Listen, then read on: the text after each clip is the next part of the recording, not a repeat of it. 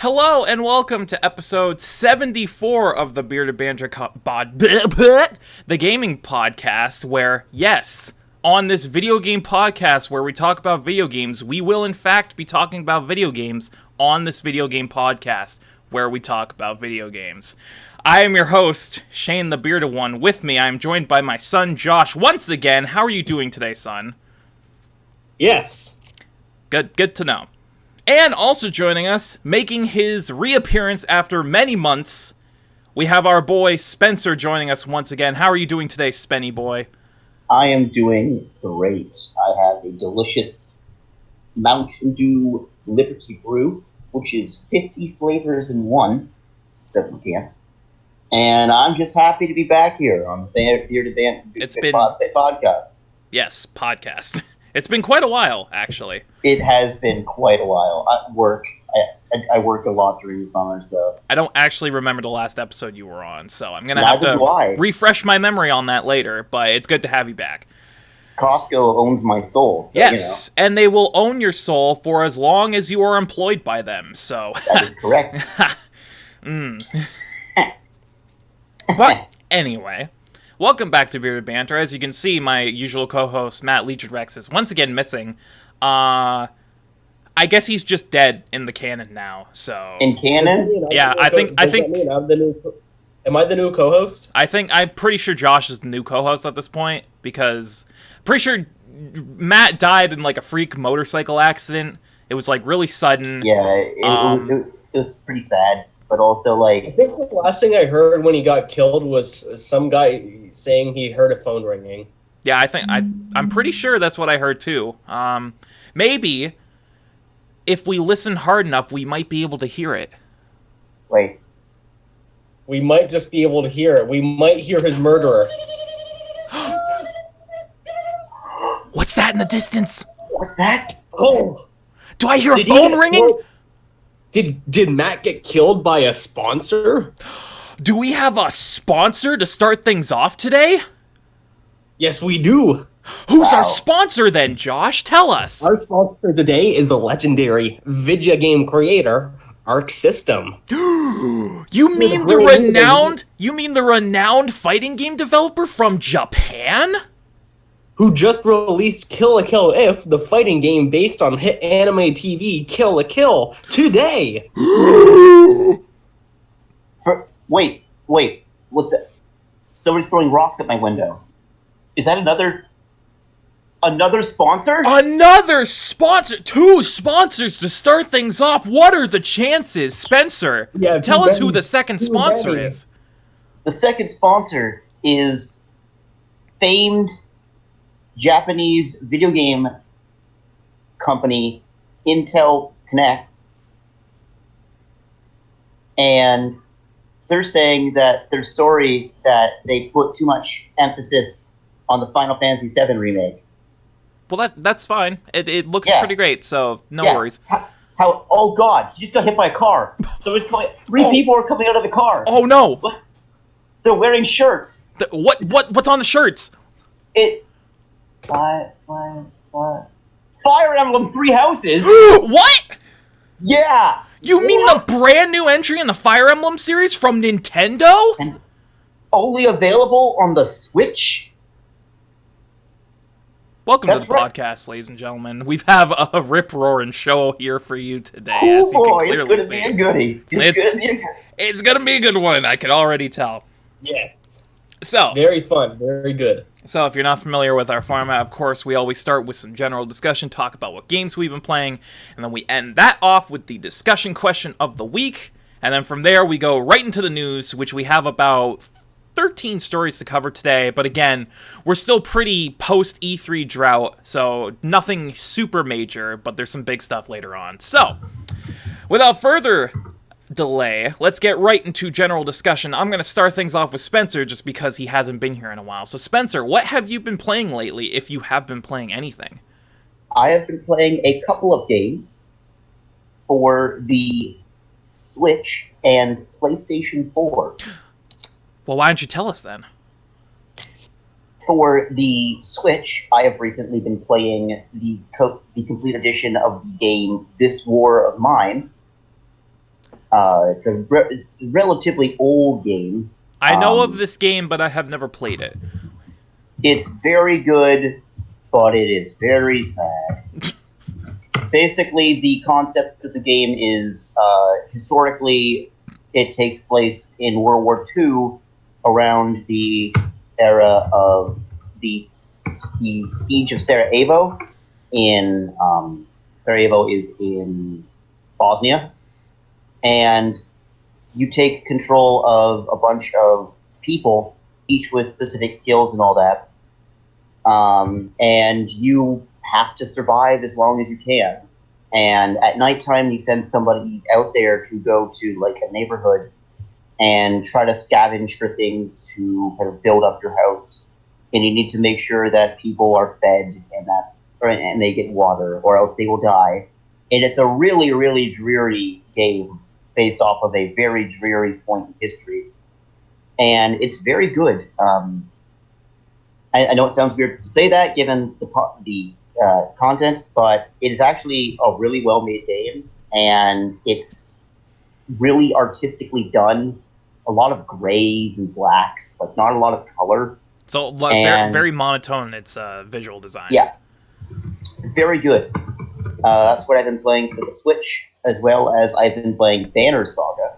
Oh yes, Banner Saga. Banner Saga 3 just came out a couple weeks ago, actually. Yep. Yes.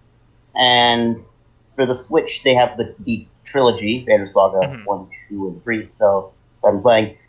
And recently, it's been real good. I just started the first one, because I have never actually played Banner Saga before, so I was really excited for it.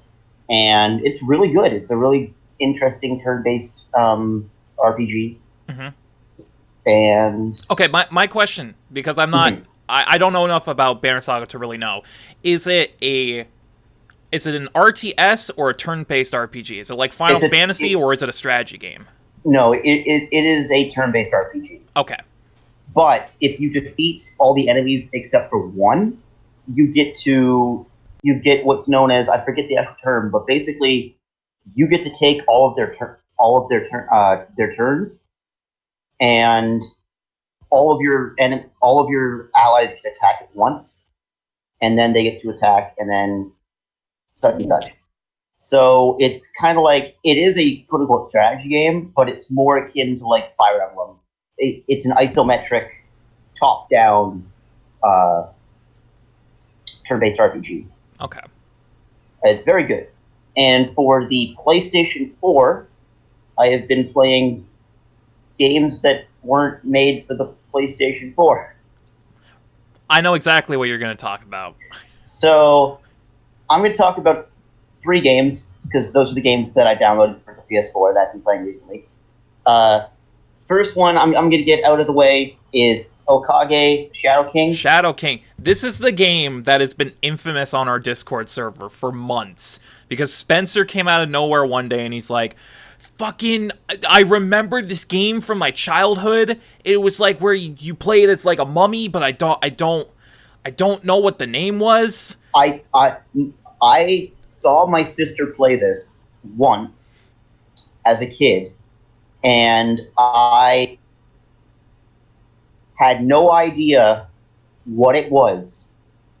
I remembered like certain things, but I was like 6 or 7. She had rented it from Blockbuster and was playing it on our PS2, and I wasn't allowed to watch. So I was like, oh, okay.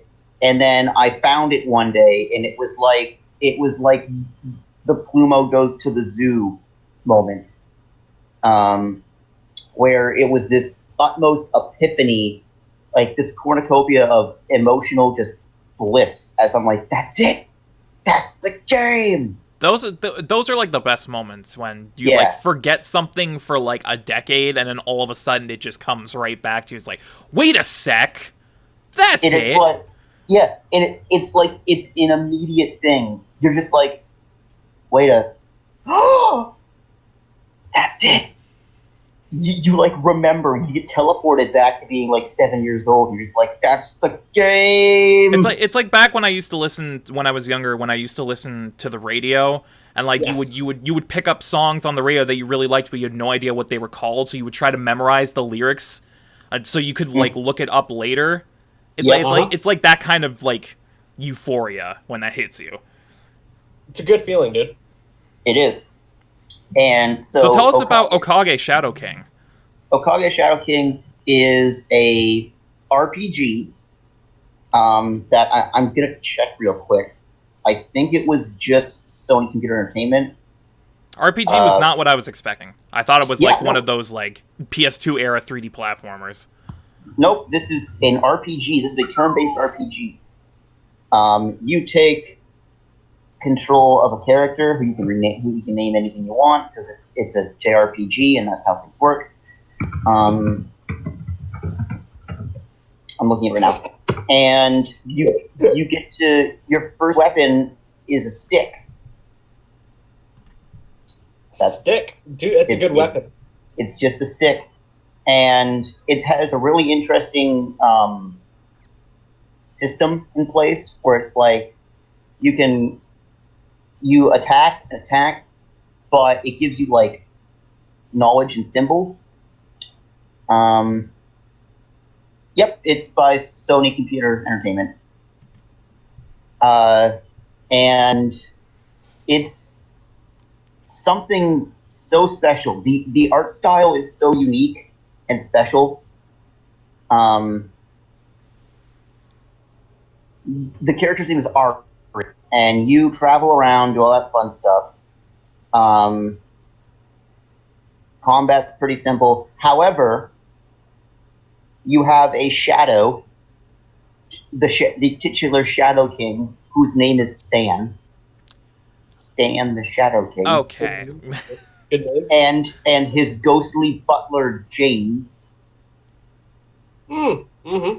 And Stan just does what the fuck he wants. So he's not a playable character, but he's part of, like, he becomes Ari's shadow. And with that, you get, like, you do 0 damage, but then Stan goes, I'm just going to cast a fireball, and it does, like, 999 on everything. It's like, what are you waiting for? Stop it. You can Get some help. Eat McDonald's. Eat at McDonald's. You can hold your turn, and when you hold your turn, you get different attacks and abilities. And it's really good. I'm not super duper far into it. I'm only like 2.5 hours in, and we all know that for a JRPG, 2.5 hours is nothing. 2.5 hours is like a drop in the bucket for most JRPGs. Yeah. It's real good. But yeah, it's more so just the fact that it has that kind of past connected to it. It's real good. I've been playing Valkyria Chronicles. I started playing Valkyria Chronicles. Yes. That game looks gorgeous. Yeah. You're playing the remastered version, right?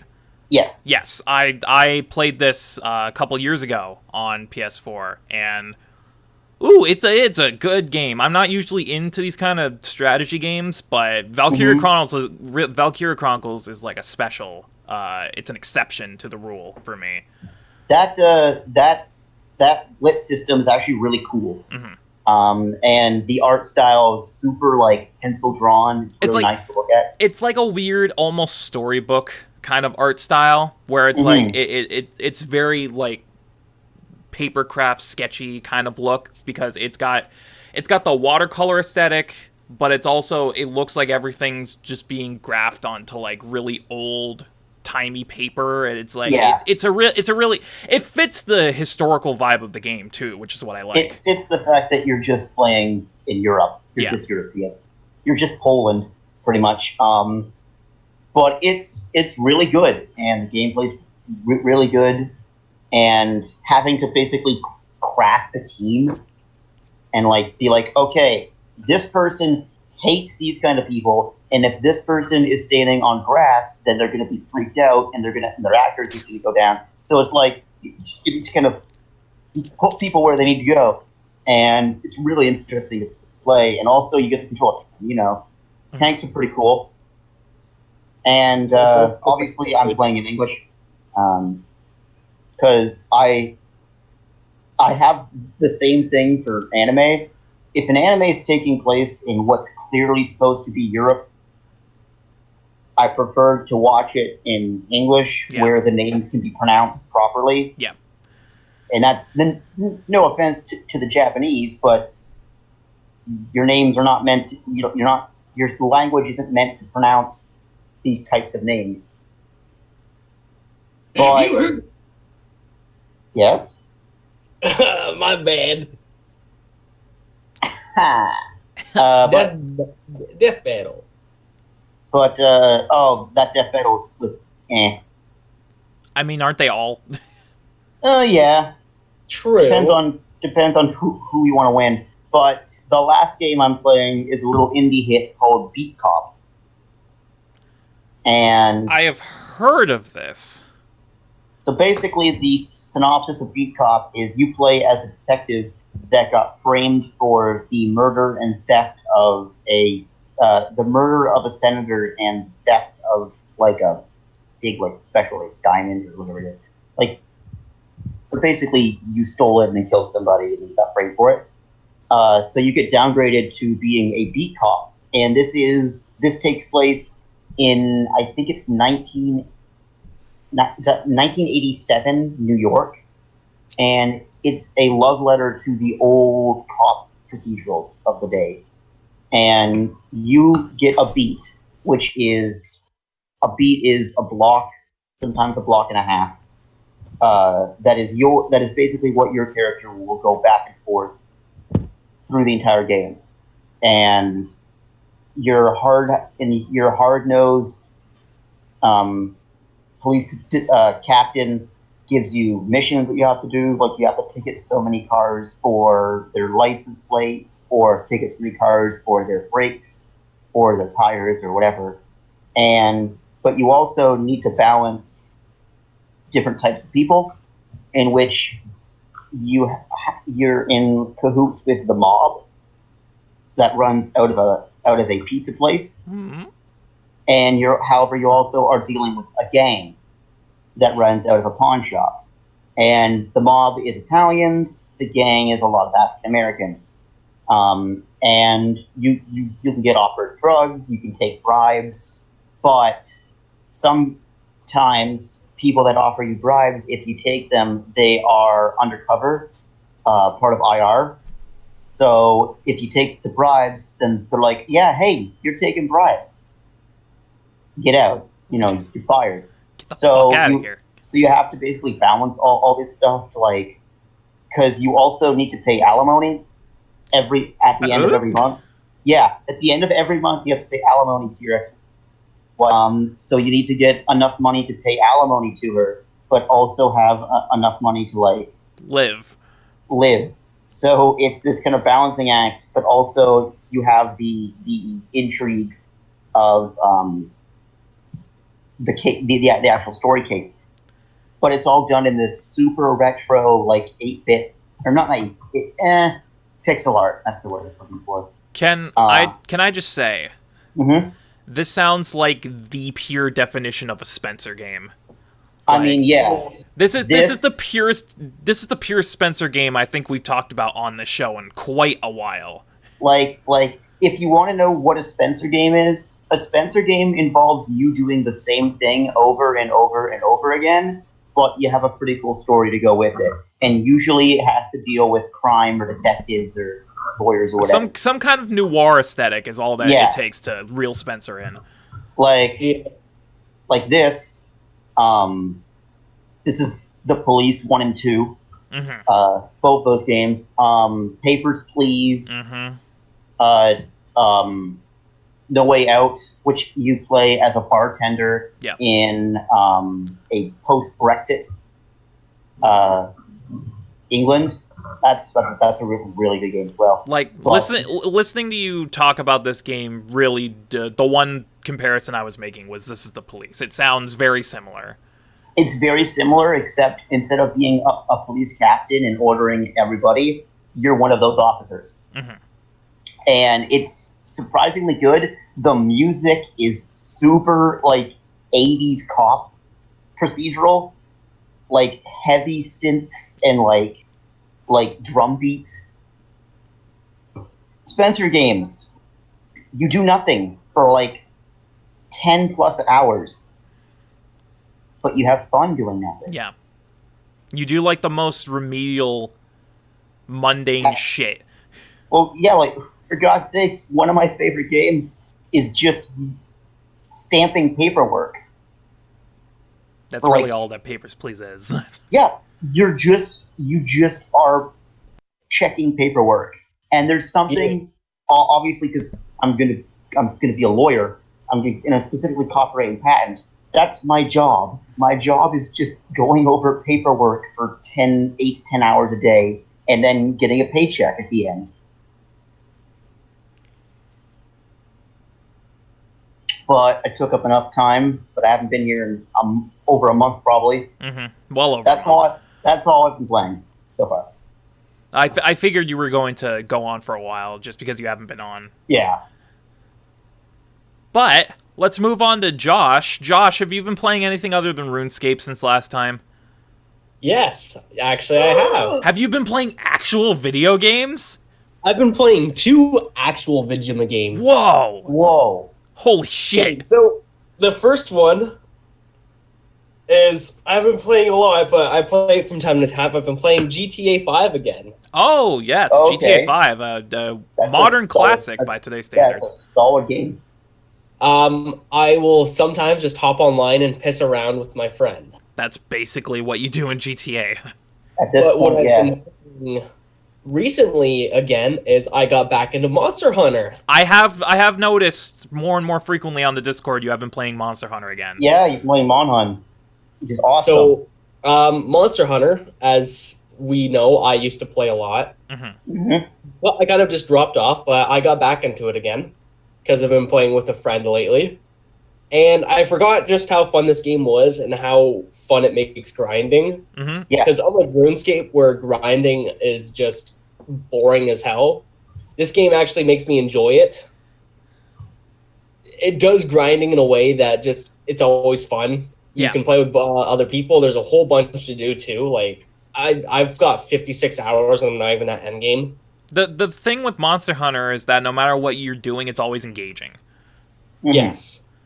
Even if you're just freaking wandering around mining stuff, it's always fun because there's always that chance of something might happen, and it always keeps things fun. Like I was just walking around mining ore, and I was like, "Oh shit, that's a big dinosaur. That's a fucking dino. I gotta go take care of that." I mean, And- like, what else is funner than beating the shit out of a dinosaur with a giant, oversized bongo? That's. I mean, good point.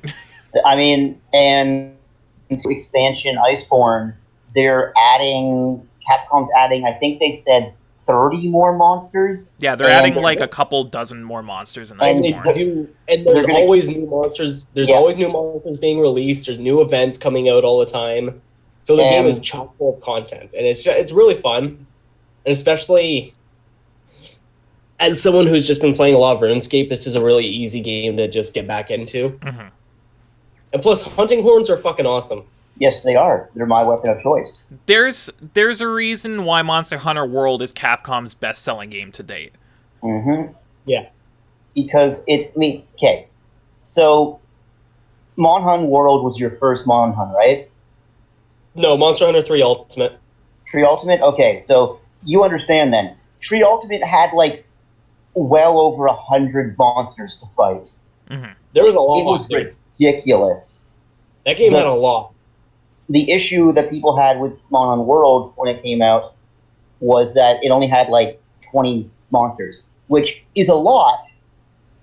However, for people who just came from 3 Ultimate and 4, it felt like a massive step down because it's only 20. Yeah. Yeah. However, they just kept on at it, and they added more and more and more and more. And now there's a shit ton of monsters now. This is straight up. This is the. I have never been more happy to be a Capcom fan than in the last 3 years. Capcom did such a 180, didn't they? Yeah. Yes. Do you remember the whole Street Fighter incident where they were selling color swaps? Yeah. To people, or the Day One DLC, or the on-disc DLC. Yeah, that was the most testing I've ever had of my love for this company. And then in comes, RE7, which is the turning point. Yeah, it absolutely 100% is. The creation and fine-tuning of the RE engine has saved this company. If it wasn't for that fucking engine, I'm pretty sure they'd be hurting right now. I mean, and oh god, Devil May Cry Man. What's his name? Devil May Cry 5, Resident Evil 2, Monster Hunter World, Mega Man 11. Mega Man 11. They've just been. I feel terrible. I forget his name. What's the guy who created DMC5? Oh, the direct Itsuno? Itsuno, thank you. How could you forget our based savior Itsuno? I don't. I'm sorry. Who, but by the way, still follows me on Twitter. That's amazing. So Itsuno was given an option by Capcom to make any game that he wants. Carte blanche. They were going to give him complete creative control. And it was because it's Itsuno. He'd been with that company for quite some time. He'd done his work. He'd really showed it himself to be, a good director. So Capcom took that chance and said, okay, you can make one of 3 games. You can either make Devil May Cry, you can make Dragon's Dogma game, or you can make something new. And Itsuno said, I want to make DMC, and then immediately after, I'm going to make another Dragon's Dogma game, and it's going to be amazing. And Capcom went, okay, pick your team, have as much money as you want, and just make a good game. And a good game is an understatement. DMC, yeah, I've been playing it a little bit recently, and that game is fucking outstanding. Mm-hmm. Yeah, so good job, Capcom, and good for you for getting back into Monhaun. Yeah. They're going to be adding monsters forever. My question, Josh, since you've been getting back into Monhaun and Iceborne's coming up in a few weeks, you think you're going to jump on the Iceborne bandwagon? Iceborne isn't coming to PC for a little longer. Oh yeah, I forgot. It's coming to console first, right? But when it does come out, I absolutely will hop on it. Because they plan to add a whole bunch more. They're reworking a lot of the weapons. They're adding a whole bunch of new moves for every weapon set. They're adding a whole bunch of new weapons, armor sets, monsters, where there's currently, right now, there's 34 different monsters in Mon World. 34, yeah. 34 different monsters to hunt. And each of those monsters has their own weapons and armor. Yeah, there's tempered versions, there's golden versions, there's... This game is, in a sense, completely unbeatable. Yeah, Monster Hunter is one of those games, especially World, where even after you finish the main quest line, you're going to be at this game for a long time. And especially with all the free and paid updates that they're bringing out, they're just continually adding to it. So it's like, hey, keep playing.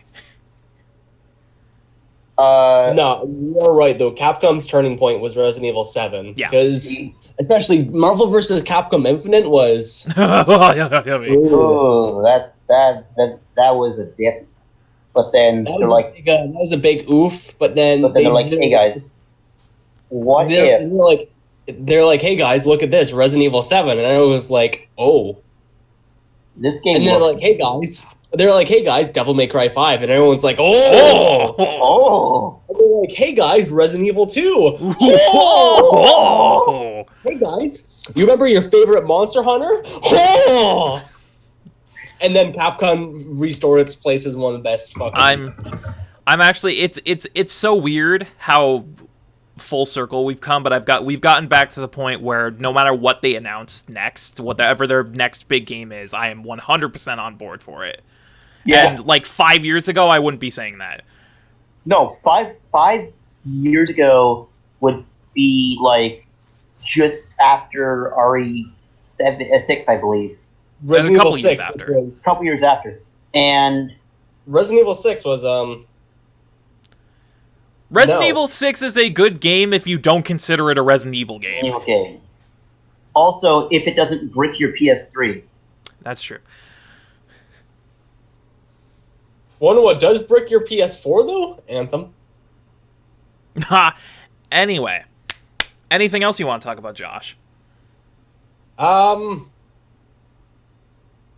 momento. Geez, 13 million sold for Monhan World. Yeah, it's their best-selling game to date, dude. That's outstanding. And I'm happy for them. yeah, what makes it even more impressive is that Monster Hunter is a niche franchise. So the fact that with one game it just completely broke out. You know what? In the West, it is very niche, but in Japan, Monster Hunter has been extremely popular. I know. I'm just saying, in regards to our part of the world, Monster Hunter is a very niche in our part of the franchise. world, it was a very niche franchise. Not a lot of people played, but then Mon World, everyone was like, "Holy fuck!" Mon World broke all the boundaries for Monster Hunter in the West. So I'm sure whatever next big Monster Hunter game they bring over will do fucking amazing. But anyway, Yeah. is there anything else you want to talk about, Josh, before we move on? I think I am pretty good. All right. Well, in regards to what I've been playing lately, mine's kind of a weird special occurrence because last week I took the plunge and my sister and I got a 4K TV. Yes. So we got Ooh. it was in the Prime Day window, the 15th, 16th.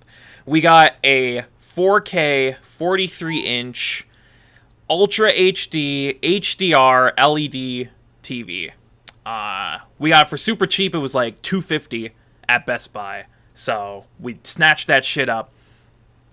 And being my first true exposure to 4K, because I never had a 4K TV before. No one I've known has had one, so I've never experienced true 4K before. My eyes feel like they've seen several unicorns. And it's such a weird experience because going from 1080p to 4K is such a huge noticeable difference that I feel like my eyes been playing tricks on me for years. Like, Yep. the extreme clarity and picture quality is unreal. And especially with HDR, I feel like my eyes haven't seen real colors before. That's how good shit looks. Now, I don't know a lot about TVs or that, but does 4K, does that literally mean like there's 4,000 pixels? Okay, so 4K, here, I can explain it. Yeah, Josh is the expert here. So resolutions, we know 1920 by 1080 is 1080p. Yes. So 4K is 3860 by 2160. Jesus. So it's several thousand pixels more than 1080p resolution. Several thousand. Okay, let's do 2160. There is 8,337,000 pixels in 4K. 1080 has a mere 2 million. So it's literally 4 times the amount of pixels on a 4K TV.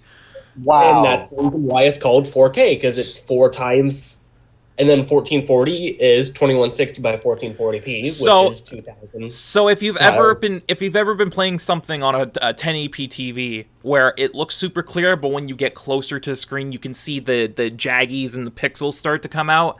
Mm-hmm. On a 4K TV, that's basically non-existent. Yes, because there's such a high volume of pixels, and the picture quality is unreal. Yeah, the DPI or pixel density. Yeah. Yes, pixels per inch (PPI) is so much higher, and especially if you look at let's say you look at a 1080p TV compared to a 4K monitor, you're going to see a disgusting difference. Yeah. Because your monitor is smaller, therefore the pixels are more condensed. Well, if you have a bigger TV, the pixels are more spread out. Yeah. But if you want, I'm not going to go on a rant and go all technological, but I will say 4K is a massive difference. Yeah, it's a huge difference. I've, because we sell them at work. Standing next to a 1080p, 4K shits on it. It looks gorgeous. It's so fucking. There's no jagged edges. There's no things that look eh. It's like staring. It's like, as Shane put it, looking at like 9 or 10 unicorns just coming right at your eyes. And with the addition of HDR gives you deeper, truer colors than on a standard TV. So even color difference is so vast between the TVs. It's ridiculous. Especially since I've been going back and forth between the new 4K TV and the old 1080p TV that we had because we moved into my sister's room. So I've been playing games on the 4K TV in 4K HDR and then going into her room watching her play Persona. The difference is night and day. And honestly, if everything wasn't in 4K, I think I wouldn't be able to go back at this point because it's such a huge, vast difference that there's not even a contest. But the reason I bring it up is because the only reason we got the TV was because we have an Xbox One X, so we could fully utilize it. So I've been playing a few games in 4K to take full advantage of it. So I've basically been re-experiencing some games I've played over the last year or two. Starting with the big boy, which already looked incredible in standard 1080p resolution, one of the best looking games I've seen in years. But I had to try it out just to put it to a real test. DMC5 in native 4K 60 frames with HDR.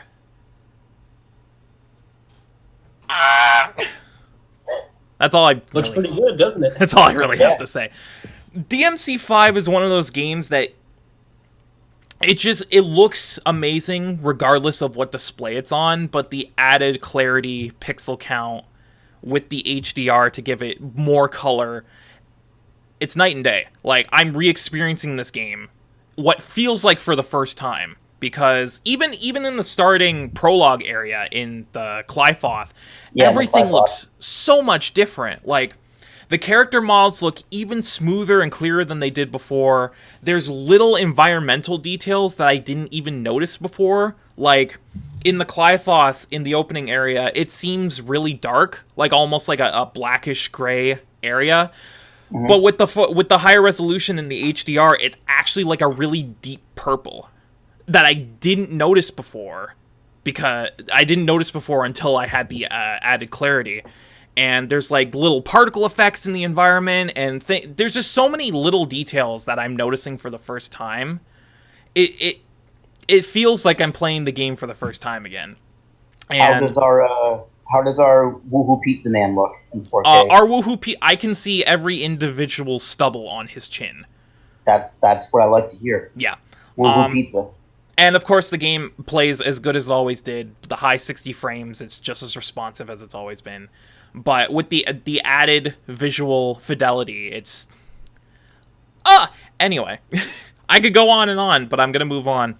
There was a couple other games that I tested. I played a little bit of AC Odyssey in 4K, which was the first game that we actually tested out. That looks great. The one thing... I'm basically going to be repeating myself if I talk about the actual visuals, because everything I just said about DMC5 carries over. The one major difference that I want to talk about here is it's kind of a huge pet peeve I have in modern games where a lot of them have really small text, like with subtitles or in-game text. It's like really small text, super small font. You can barely see it, let alone read it. But on the new TV, all of that's blown up, and all of the text that I thought was super tiny is now much larger, much clearer, so I can actually read things now. Thank you, 4K. And I don't understand why that makes a difference, but it does. Another game that we tested out was Witcher 3, which the reason we test this out is because it has a couple different performance modes. You can switch between a locked 30 frames but native 4K, or a dynamic resolution at 60 frames. Switching back and forth between the two, there is a major difference between the two. Obviously, the locked 30 with the 4K looks clearer, but it looks almost as good in the dynamic resolution mode, with the added bonus of running at like twice the frame rate. So if you've ever wanted to play Witcher 3 on console at 60 frames, there you go. It's quite a different experience. And that's the one thing that I will never be able to see. Yeah. Spencer has, I'm not going to say a hard time, because it's basically impossible for him to differentiate between different frame rates. And I can tell. I don't know why. I can tell when a frame rate's bad. Well, but if somebody put two things in front of me and said, this one's 30, this one's 60, but they were lying, I couldn't know. I can't tell the difference between 30 and 60. And that's fine. You know what? That's a good thing. You know what? That's a good thing, though, because that means, like, if something's playing at 30, you don't notice a difference. Mm-hmm. Like, some people are like, God, how could you play this? And I'm like, what? Like, it's playing it like 30 to 45 frames. I'm like, okay. Okay. See, for me, that's a big thing, because I have to be above 60. I'm not as anal on this as Josh is, but I also have a PC that's meant to run everything at 60, so I'm pretty. But yeah, I don't know why some people are like, it's running at 200 frames a second. Like, that's a bit overkill. Why do you need 200 frames a second unless it's a fighting game? For 200 frames per second, a good example is the Overwatch League. You have to run at 240 frames a second, just so everyone has the exact same advantage. That's a very technical case, though. Yeah, 240 frames a second with 1 millisecond response time, but it is very technical. But like for pro players, they feel that 240 gives them a better advantage. And see, me, I can't move and shoot at the same time. I stop moving to shoot. And why do I do that, Josh? Because you're using a controller when a keyboard and mouse is obviously superior? No. Because I played only Resident Evil and Dino Crisis and tank control games for the first, 5 or 6 years of my video gaming career. It's so ingrained into my mind that I have to break the habit that I can actually move and shoot at the same time.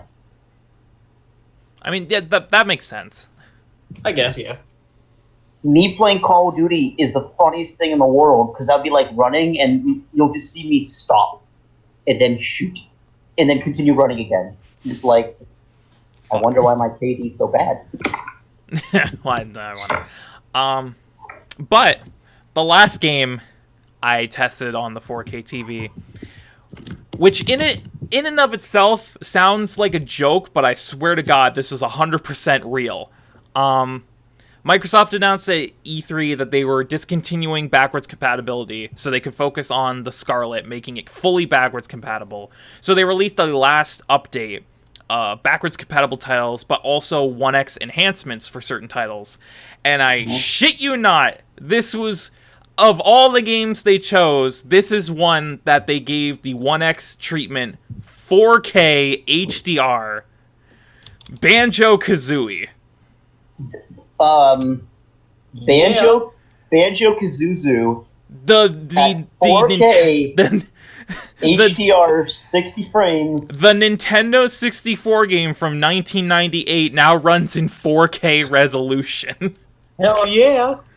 And you can see every hair on that bear. I swear to God, it sounds like a joke, but booting it up, it's such a noticeable difference. And I hate myself that I noticed it. You're just like playing it, and you're just like, I can never go back to the Xbox version ever again. The thing about it is, it's running at 4K.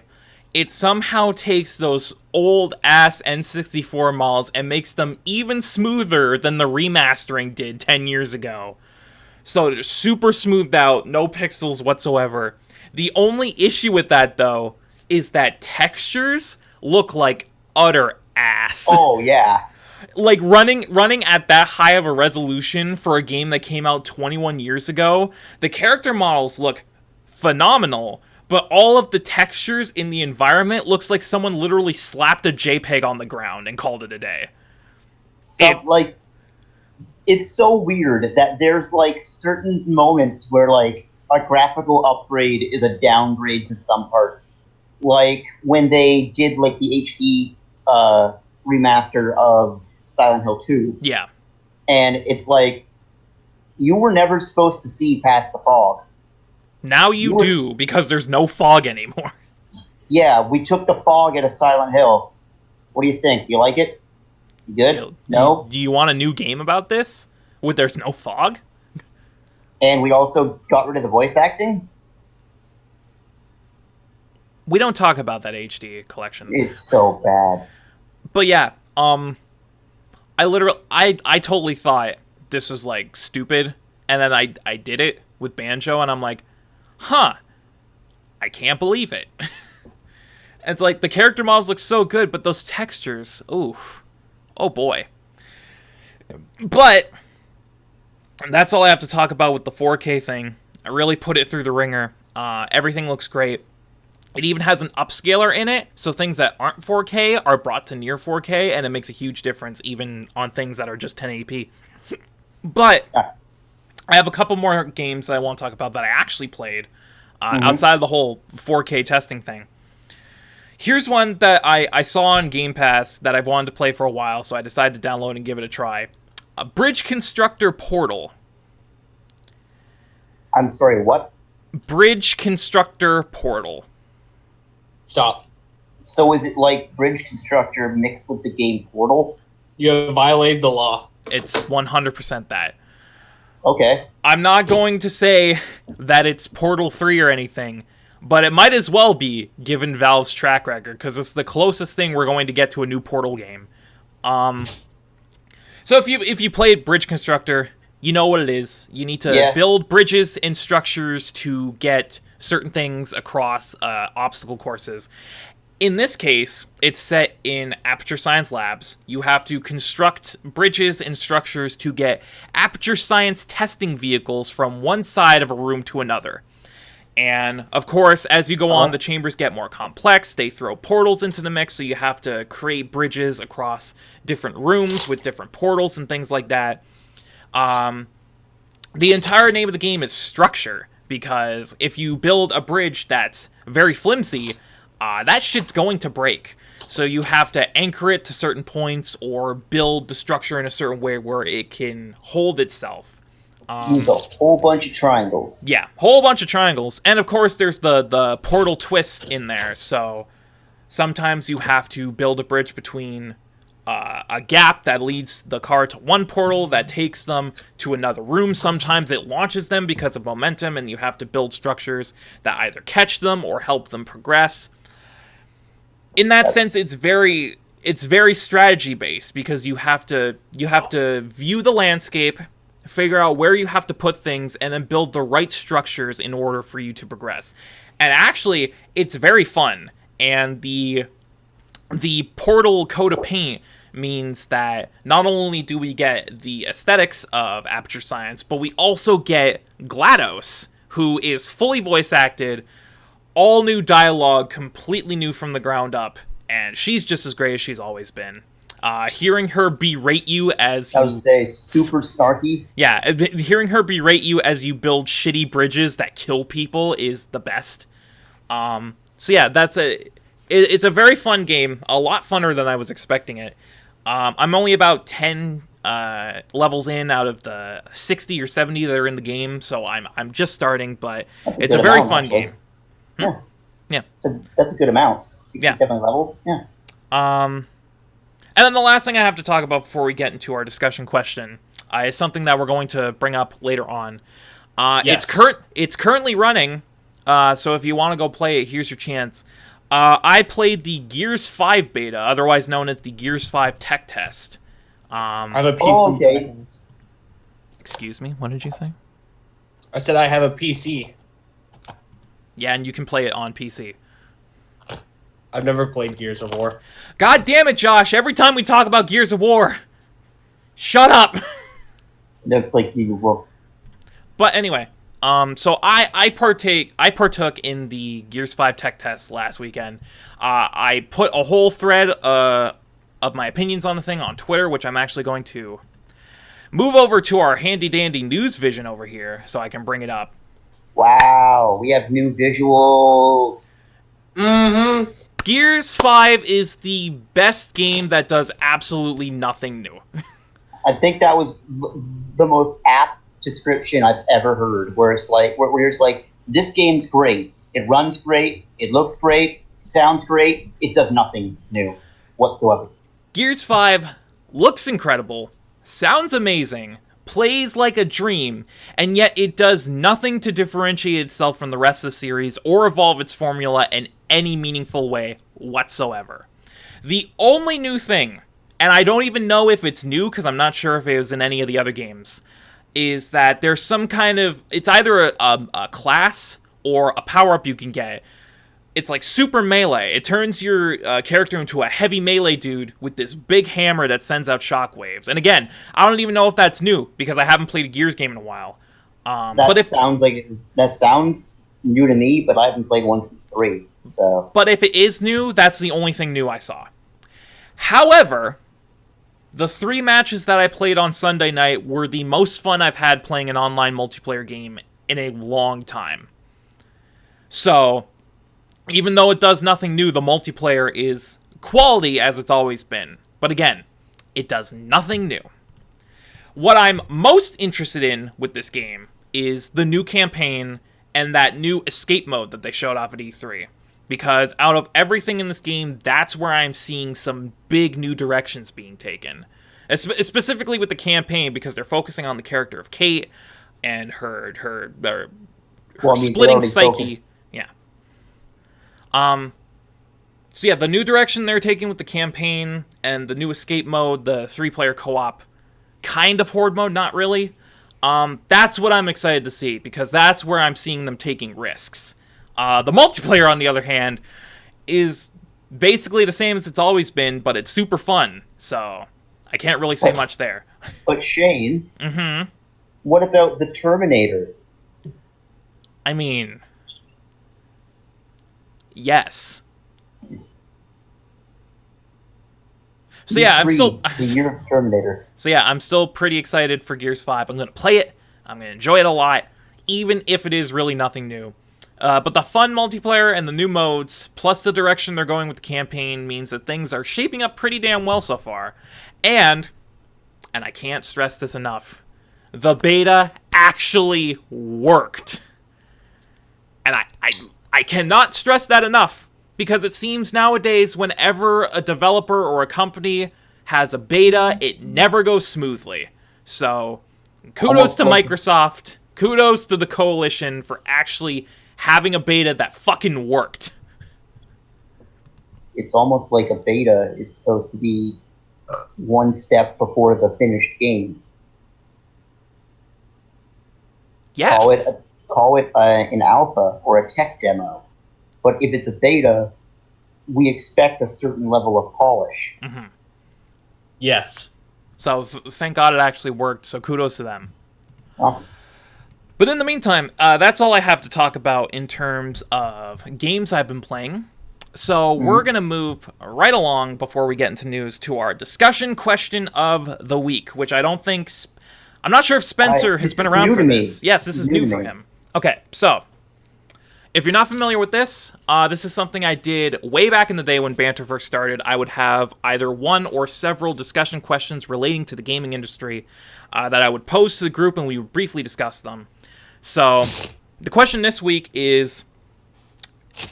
It's directly related to what we just talked about, because we're on the cusp of a new generation. Most of the consoles are supporting 4K resolutions at this point, but with the new generation, we're going to be going beyond that into 8K gaming. However, 8K is in its very infant stages right now, much like 4K was when it came around. I feel like it's going to be a long time before 8K becomes even remotely commonplace. So, my question to pose to the group this week is, when do you think 8K gaming will become more common? Honestly, I'm going to start with Josh, because he's the big tech guy. So, Josh, when do you think 8K gaming is going to become the next big thing? Honestly, Chief, I hate to say it, but it already is. If you know the PC gaming community at all, we have to have the best of the best. And 8K, I remember the first 8K monitor came around about a year ago. It was a Dell 28-inch 8K monitor, and everyone wanted it. And now we're already seeing videos of people doing PC builds that can run 8K 60 FPS. So for console gaming, it's not going to be popular for a long time, but for PC gaming, 8K is already very relevant. Well, of course, PC is on a whole other level in the industry compared to everything else. So, for console gaming, I'm going to say probably about 3 to 4 years.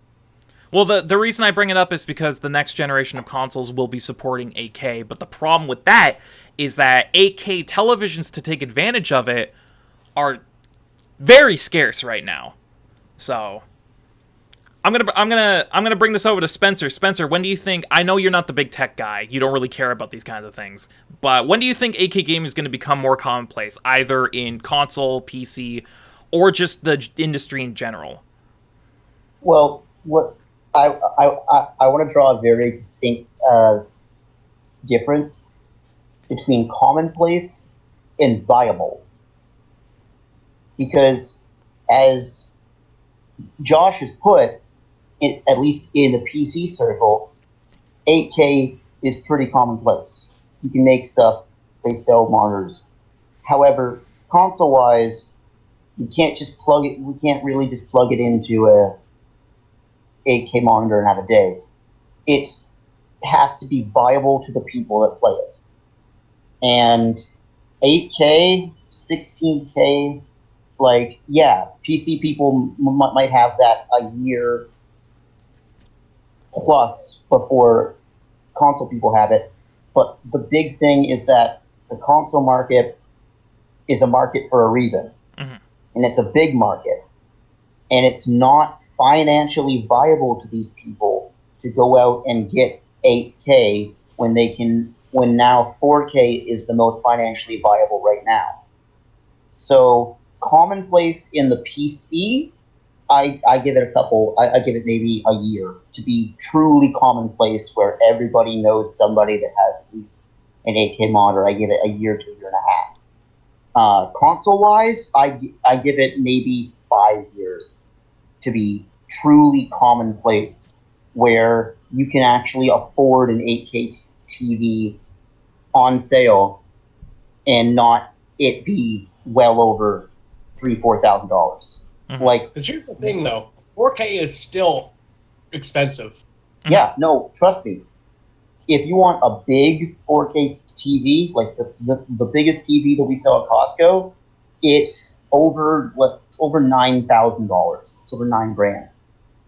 It's expensive, and this type of stuff has always been expensive once it comes out, because a lot of people that aren't in these tech circles don't really care.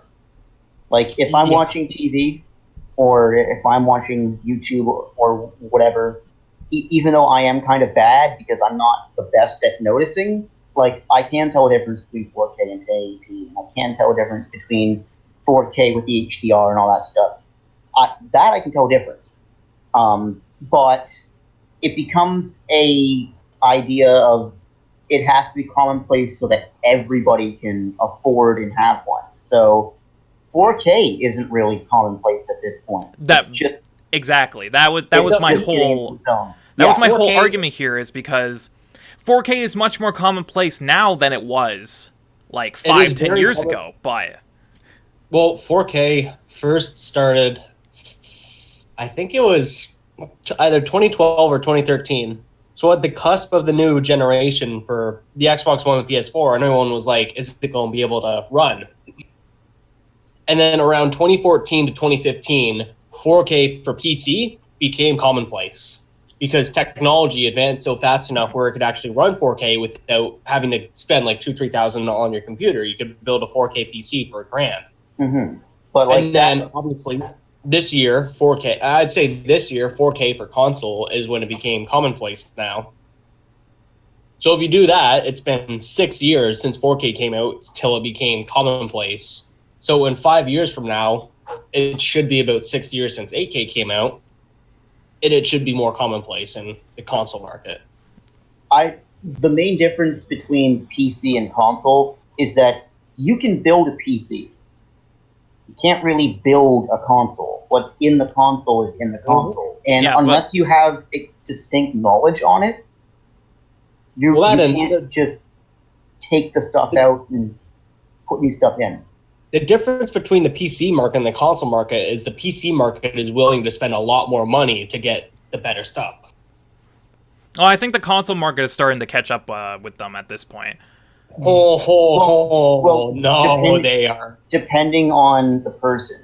Like your great aunt that bought Wii with Wii Sports just because she needed something for when the nieces and nephews came over, is a bit different than fucking John Tobias in his mother's basement spending $8,000 because he has to play whatever the big game is at 400 frames and 7,000K. Well, John Tobias is an actual person. Oops. Well, most PCs... My PC could probably run 8K at the lowest settings at 30. But even then, that's pushing it, because 8K is... Yeah. And that's my problem is, especially with consoles, if they're saying they're going to run 8K, do you know how much it's going to cost them if they actually do that? We're just going to have to wait and see until they announce price points for those things. But I agree with you. It's going to be expensive. I'm telling you, it's going to be at least over like $500-$600. It's probably going to be around $600-$700. Especially for Scarlett. What they talked about in Scarlett would probably run like over $1,000. Oh no, Scarlett 100% is going to be over $1,000. Like, it's basically going to be like buying an Apple product.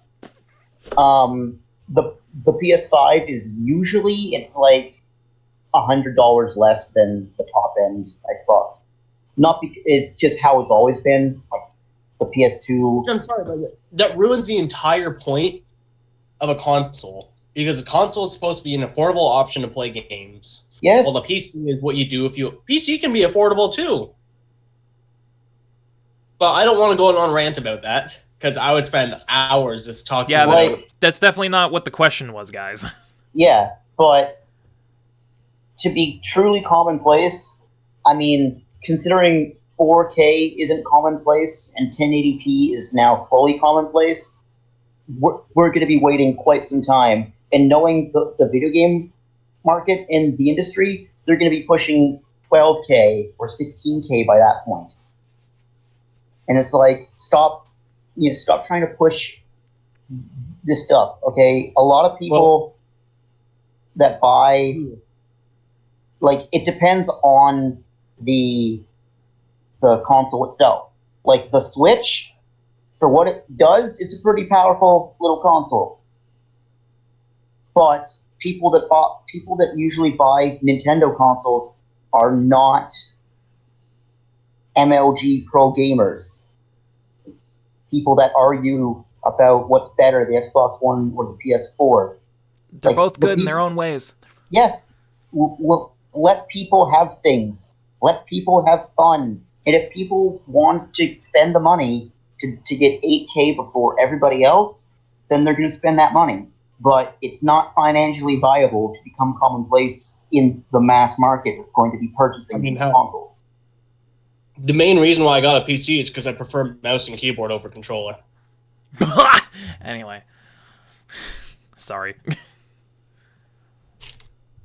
I'm sure if I offended you with that. Okay, here. TLDR, 5 years. Okay. Yeah. I pretty much agree with both of you.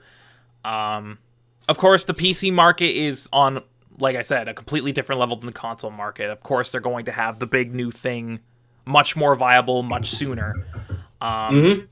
So yeah, for PC, to make it fully commonplace, I would say, yeah, a year to max. I'd say a year max, probably, yeah. However, console market-wise, especially with the fact that 8K TVs are A, nowhere near commonplace, and B, ridiculously expensive as they are, it's going to take 5-6 years minimum for it to become commonplace on the console side of things, especially since 4K, like Spencer said, isn't fully commonplace right now. It's taken a long time for 4K to get to where it is, especially on the console side of things. So I'm going to say probably 5-6 years minimum. Probably way more than that, actually, for 8K on the console side to become fully commonplace and viable. But with that said, that was a very interesting discussion. I didn't expect it to get that heated in some regards, but I digress.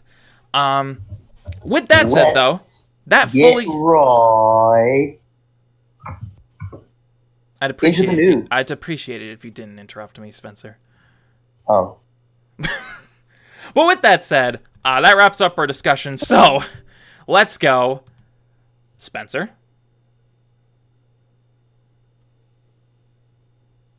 We don't have much news to talk about today. Did Spencer just leave? I put myself in timeout. Good. Well, let's go right into the news. So, we're still in post E3 drought mode.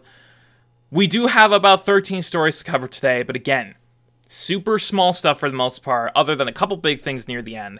So, let's get right into it. This first piece of news is directly related to what I just talked about in the discussion section about Gears 5, because as we all know, the Gears 5 tech test is still going. In fact, it starts back up again today, and it runs through till Monday the 29th. However, Microsoft announced that this round of the tech test will be open to all Xbox Live Gold members, which it wasn't before. So let's read. Microsoft has announced that it will be opening up the Gears 5 versus multiplayer tech test to all Xbox One players with a gold membership for the next few days. From 10 a.m. Pacific Time, 1 p.m. Eastern on July 26, Gold members can jump into the test alongside pre-order customers and Game Pass members. During this latest round of testing, players will be able to try out Escalation, Arcade, King of the Hill, and a training mode called Boot Camp. In addition, a small tour of duty will be available that rewards an exclusive tech test banner upon completion. Finally, all players who complete one match in the tech test between 5:30 p.m. and 6:30 p.m. Pacific on Friday, July 26th, will unlock the Wreath Blood Spray in the full game. No idea what that is. Probably a weapon. Players can download the tech test now so they can jump in straight away, but the servers will remain offline until the test begins at 10 a.m. Pacific, 1 p.m. Eastern today. So at the time of this recording, the tech test is underway, so you can jump right in if you so desire. The test will be available until Monday, July 29th at 10 a.m. Pacific, 1 p.m. Eastern, and Gears 5 launches on September 5th for Xbox One and PC. So I bring this up because it's relevant to what I just talked about. They announced this a few weeks ago that the test was going to be 2 separate weekends. The difference this time, however, the first round last week was only available to people who pre-ordered the game or had Xbox Game Pass. This time, it's open to all users who have an active gold subscription. So that just means that more people are able to play this beta. And like I just told you, it's a very good beta. It runs incredibly well. The game is fun. Just go in with tempered expectations because this isn't like anything super new if you played Gears before. But if you have a gold subscription, you want to play it, go right ahead.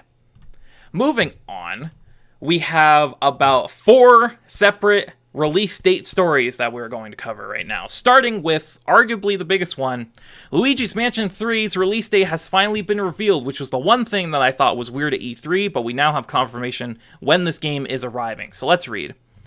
The latest entry in the Luigi's Mansion series will arrive on Nintendo Switch this Halloween, Nintendo has announced.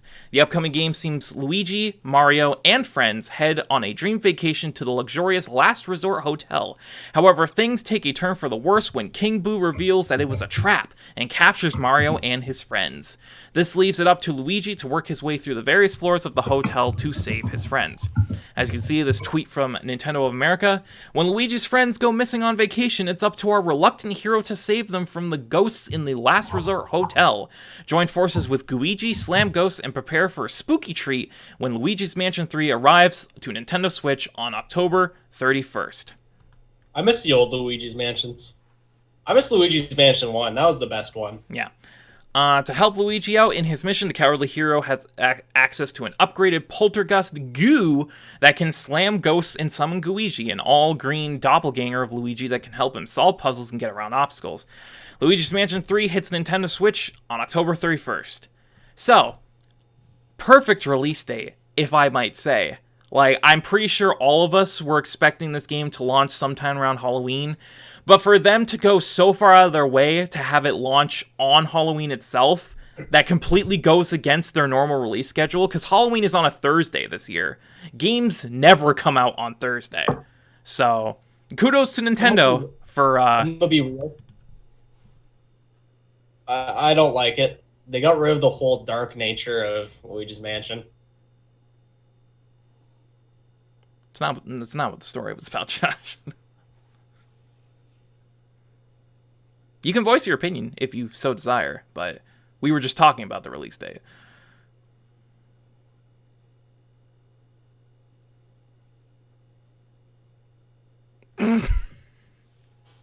Okay, so why don't you like it, son?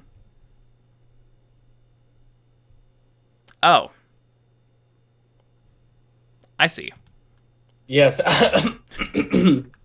Okay, as I was saying, the reason why I don't like it is they got rid of the whole dark nature of Luigi's Mansion 1. Like, it looks... I don't know, it looks too bright and funny and stuff, when it's supposed to be this dark, kind of more mature game, I guess? I guess you could call it that. Luigi's Mansion 1 was a lot more spookier. I don't know, that's just me. Well, I mean, your opinion is valid. I'm sure there are people who agree with you, but there are some people who do very much like the direction that the Luigi's Mansion series has taken. And if they're looking forward to Luigi's Mansion 3, it's coming out on Halloween, which, like I said, great release date choice. Way to play into the joke, Nintendo. Moving Good on, job, Nintendo. we have some more spooky games coming out to the Switch this October. What did you do? What are you doing? Why are you disrupting my show? Luigi? Moving on. Luigi? I like What's this Luigi's next Mansion. game that's coming out, Shane? So, moving on, this next spooky game is also coming to the Switch in October. We got word of this at E3, but we didn't get a specific release date. But now we know exactly when Resident Evil 5 and 6 are coming to the Switch. So let's read. Capcom has announced that Resident Evil 5 and 6 will both be released for Nintendo Switch on October 29th. As previously released, Resident Evil 5 contains all previously released DLC, including Lost in Nightmares, Desperate Escape, Versus mode, extra figures, and 4 costumes. In addition, Switch players get the No Mercy mode and the Mercenaries United, which combines the Mercenaries and the Mercenaries Reunion into a single mode. While Resident Evil 6 includes all previously released DLC and the ability to unlock 2 additional costumes per character in-game that were previously exclusive to ResidentEvil.net. Capcom also revealed that a Resident Evil triple pack will be released for Switch at retail on the same day. This collection is priced at $59.99 and includes Resi 4, 5, and 6. So, more spoopy games, if you want to call them that, coming to the Switch relatively close to October. Of course, these two are the most infamous when it comes to Resident Evil. These are the most divisive games in the entire series. Okay. Resident Evil 5 wasn't as bad. Resident Evil 5 is alright, but Resident Evil 6 definitely was just... I will actually die on the hill defending Resi 5. Like, I will die. Resi 5 is a good game. Resi 5 was when the series took a turn for the worse, though. I mean, it did, but... Okay. So, Resident Evil 1 comes out 1998, the original. 1996. The director's cut comes out in 97, and then 2 comes out in 98. But they always had some form of cheese to it. Okay, it was all Resident Evil was a scary game, but it was scary because of its atmosphere, not because of the writing. Mm-hmm. It was a goofy. Resident Evil has never had good writing. Okay, I'm gonna put that straight. Even Resi 7, okay, which is probably. Go ahead. It hasn't had good writing, but it hasn't had bad writing either. No. RE6, however, fuck that game. I went out of my way. I bought the fucking Anthology Edition for the PS3, okay, and then it bricked my goddamn PS3 when I tried to play Leon's campaign, but I could play any other campaign. I couldn't play the best campaign in the game, because once I got out of the first cutscene, it bricked my PS3. So guess what, people? You can now own, on the Switch, remastered, RE0, RE1, RE4, RE5, and RE6. You can also get Revelations 1 and Revelations 2 in a combo pack, also for the Switch. So, aside from 6, you got 6 good games to play. So, Shane. Yes. I like Resident Evil. Fuck you. I do too. Okay. Not much for me. But, aside from Spencer's ranting about 6, if you are interested in buying either of these games for your Switch, October 29th. So, look forward to that. He punches a boulder, man. He does. In an active volcano, mind you. Mm-hmm. Moving on, this story is interesting, and it's kind of irrelevant now, but I wanted to bring it up just because it's related to the release date stuff. But it's a special case with this one. So, today is the 26th of this recording. Wolfenstein Youngblood just came out. However, Bethesda revealed a couple days earlier that it would be launching on PC a day early. I threw this story in for Josh because it's related to PC stuff, so let's read it. The release of Wolfenstein Youngblood has been moved up one day on PC, Bethesda has announced. The game will be available on Xbox One, PlayStation 4, and Nintendo Switch on July 26th, but PC players will be able to get the game one day earlier on July 25th.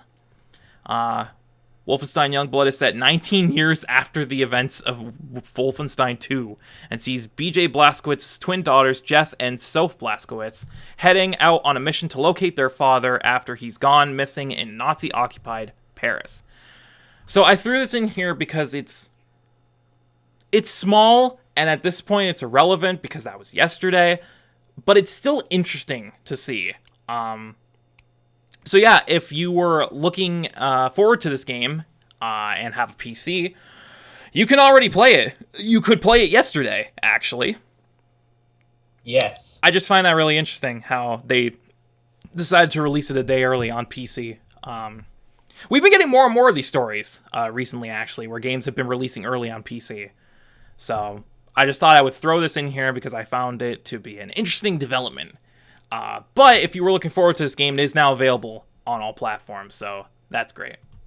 Moving on, our last release date story, which this is the big one because this game was revealed at E3, but we didn't get any kind of release window whatsoever until now. Rainbow Six Quarantine, the latest entry in the Rainbow Six series, should arrive before April of next year. So let's read. Rainbow Six Quarantine, Ubisoft's recently announced 3-player tactical co-op shooter, will launch sometime before April 20th, according to CEO Yves Guillemot. Guillemot revealed during the latest Ubisoft financial call that the plan is to release the game before the end of the current financial year, which ends on March 31st, 2020. He added that the game will feature the proven gameplay of the critically acclaimed Rainbow Six Siege Outbreak, which was a limited-time mode for Rainbow Six Siege. The game was officially unveiled during E3 back in June and sees players battling against an unknown parasite alongside operators from Rainbow Six Siege. Rainbow Six Quarantine is scheduled to release in 2020 for Xbox One, PS4, and PC. So this was one of the bigger games that Ubisoft showed off at their E3 conference. Again, there was no release window whatsoever, just, hey, this game is being made. Now we have confirmation that it's probably going to be out before April. I'm assuming, given their past track record, that it's going to release sometime probably early or mid-March. Because that seems to be the prime... Wait, that's when Watch Dogs comes out. Never mind. I fooled myself. I was going to say it's probably going to come out early, mid-March, because that seems to be the primetime Ubisoft slot. But yeah, Watch Dogs is coming out like the first month of March. So when do you guys think this game's actually going to come out? Probably like April, May. Well, it said that it's coming out before April, Josh. That was the whole story. Yeah. I would say, oh god, he's so embarrassed. You embarrassed him. I'm Live sorry. on the podcast, you embarrassed him. I'm sorry, son. I'll say, I mean, what's the exact date for Legion again? Legion, I believe, is March 6th. March 6th. Okay, so it's either going to be like 2 weeks after Legion, like last week of March, or they're going to push this super early into the year. Like we're talking like middle of January, beginning of February. The thing that makes this tricky is that Ghost Recon comes out in October. Watch Dogs comes out that first week of March. If it's coming out before April, I don't see them putting 2 AAA games in the same month. I don't see that happening whatsoever. February. What was that, Josh? Maybe it'll be February then. Maybe February, maybe January. If they want to be ballsy, put it out in December, like they did with Far Cry 3. I always like a good zombie game too, so this looks pretty cool. This one's weird though, because it's like technological zombies. Yeah, like tech zombies. Like a tech virus. Well, still, it's pretty really cool. Yeah. Also, Rainbow Six Siege is fucking really good. Mm-hmm. Yeah. And if it's based off that, then this game is going to do just fine. I can already see it. If they give it the same love that they did Siege, like Siege, oh man, Siege is so confusing. Siege had a bad release, but they stuck to it. And they made it into the game it is now, which is a fucking critically acclaimed game. Mm-hmm. And I give props to Ubisoft for that because they put so much like effort and love into this game, and it's like, man, it's crazy what happens when developers actually care about their IP. Right? I know it is, but this is most developers don't anymore. Yeah. Nope. It's becoming more and more scarce that developers put their full effort into games, but Ubisoft has been proven. Like you can see, especially when they do Monster Hunter World, Rainbow Six Siege, Overwatch, DMC. These are all well DMC, yeah, but DMC 5 came out just last year. Well, but DMC4, DMC3. Well, still, Rainbow Six Siege came out in 2015. Overwatch came out in early 2016, and those are still two of the most played games on Twitch. Bro, I mean, I would normally say it, but this company only does it for money. But look at Fortnite. Oh, God. Fortnite came out in 20... You know Fortnite didn't become popular until about summer of 2018, though, right? It was pretty popular. No, not really. It got popular once PUBG started taking off. Because everyone was like, oh, wow, look at this cool Fortnite game. And then that's when it got popular. If anything, I can say maybe early 2018, but Fortnite already is dying, just like most of the Battle Royale games are, so... Not what we're talking about, guys. So, news. What else is new? So, Rainbow Six Quarantine, coming out before April. I'm going to guess maybe February. Moving on. Big thumbs up. So, this story relates to something we talked about, that Josh and I talked about a couple weeks ago. A lot of people came out about the Switch port of Bloodstained Ritual of the Night and how there were several performance issues and input delays and all of those things. The developers confirmed that they were working on a patch that would fix those things. They have released an update for the Switch version. However, it's not what people were expecting. So let's read. A new update has been submitted to Nintendo for Bloodstained Ritual of the Night that contains numerous balance changes and a few bug fixes. According to 505 Games global brand manager Roberto Piranio, I butchered that, I'm sorry. The update will be pushed live as soon as it has been approved. However, he added that the previously promised performance improvements will not be included. This is a completely separate patch. The teams continue to work on input delay, stability, and optimization. We're not ready to release those improvements just yet, but we'll be sharing more information in the coming weeks. As for what is included, the upcoming update will decrease power of the Flying Edge, Rava Burial, and Rava Velar weapons, as well as several shards. In addition, the Dullahammer Head familiar has been nerfed, the drop rate of Monster Fur has been increased, and the HD Rumble issues have been addressed. Full patch notes are as follows. I'm not going to read all of them because it's actually a pretty extensive list. It's a pretty good PTR. Finally, it was mentioned that the reported Xbox One bug that prevents the Overlord achievement from unlocking will be addressed within the next 2 weeks. Bloodstained Ritual of the Night is now available on Xbox One, PS4, Switch, and PC. So I bring the story up. That's a big yikes. Yeah. I bring the story up because Josh remembers we talked about this a couple weeks ago on the podcast, how they promised that they were working on this big stability patch that would fix all the performance issues and the controller latency and things like that. For them to go and release a completely different patch before that, when people are still complaining about the issues that are plaguing the Switch version, kind of a big yikes. Hey guys, we know your game's laggy and all, and you're having a lot of problems, but here's some balance changes. We're going to nerf a couple items and stuff. 100% that seems like a 505 thing that they're pushing.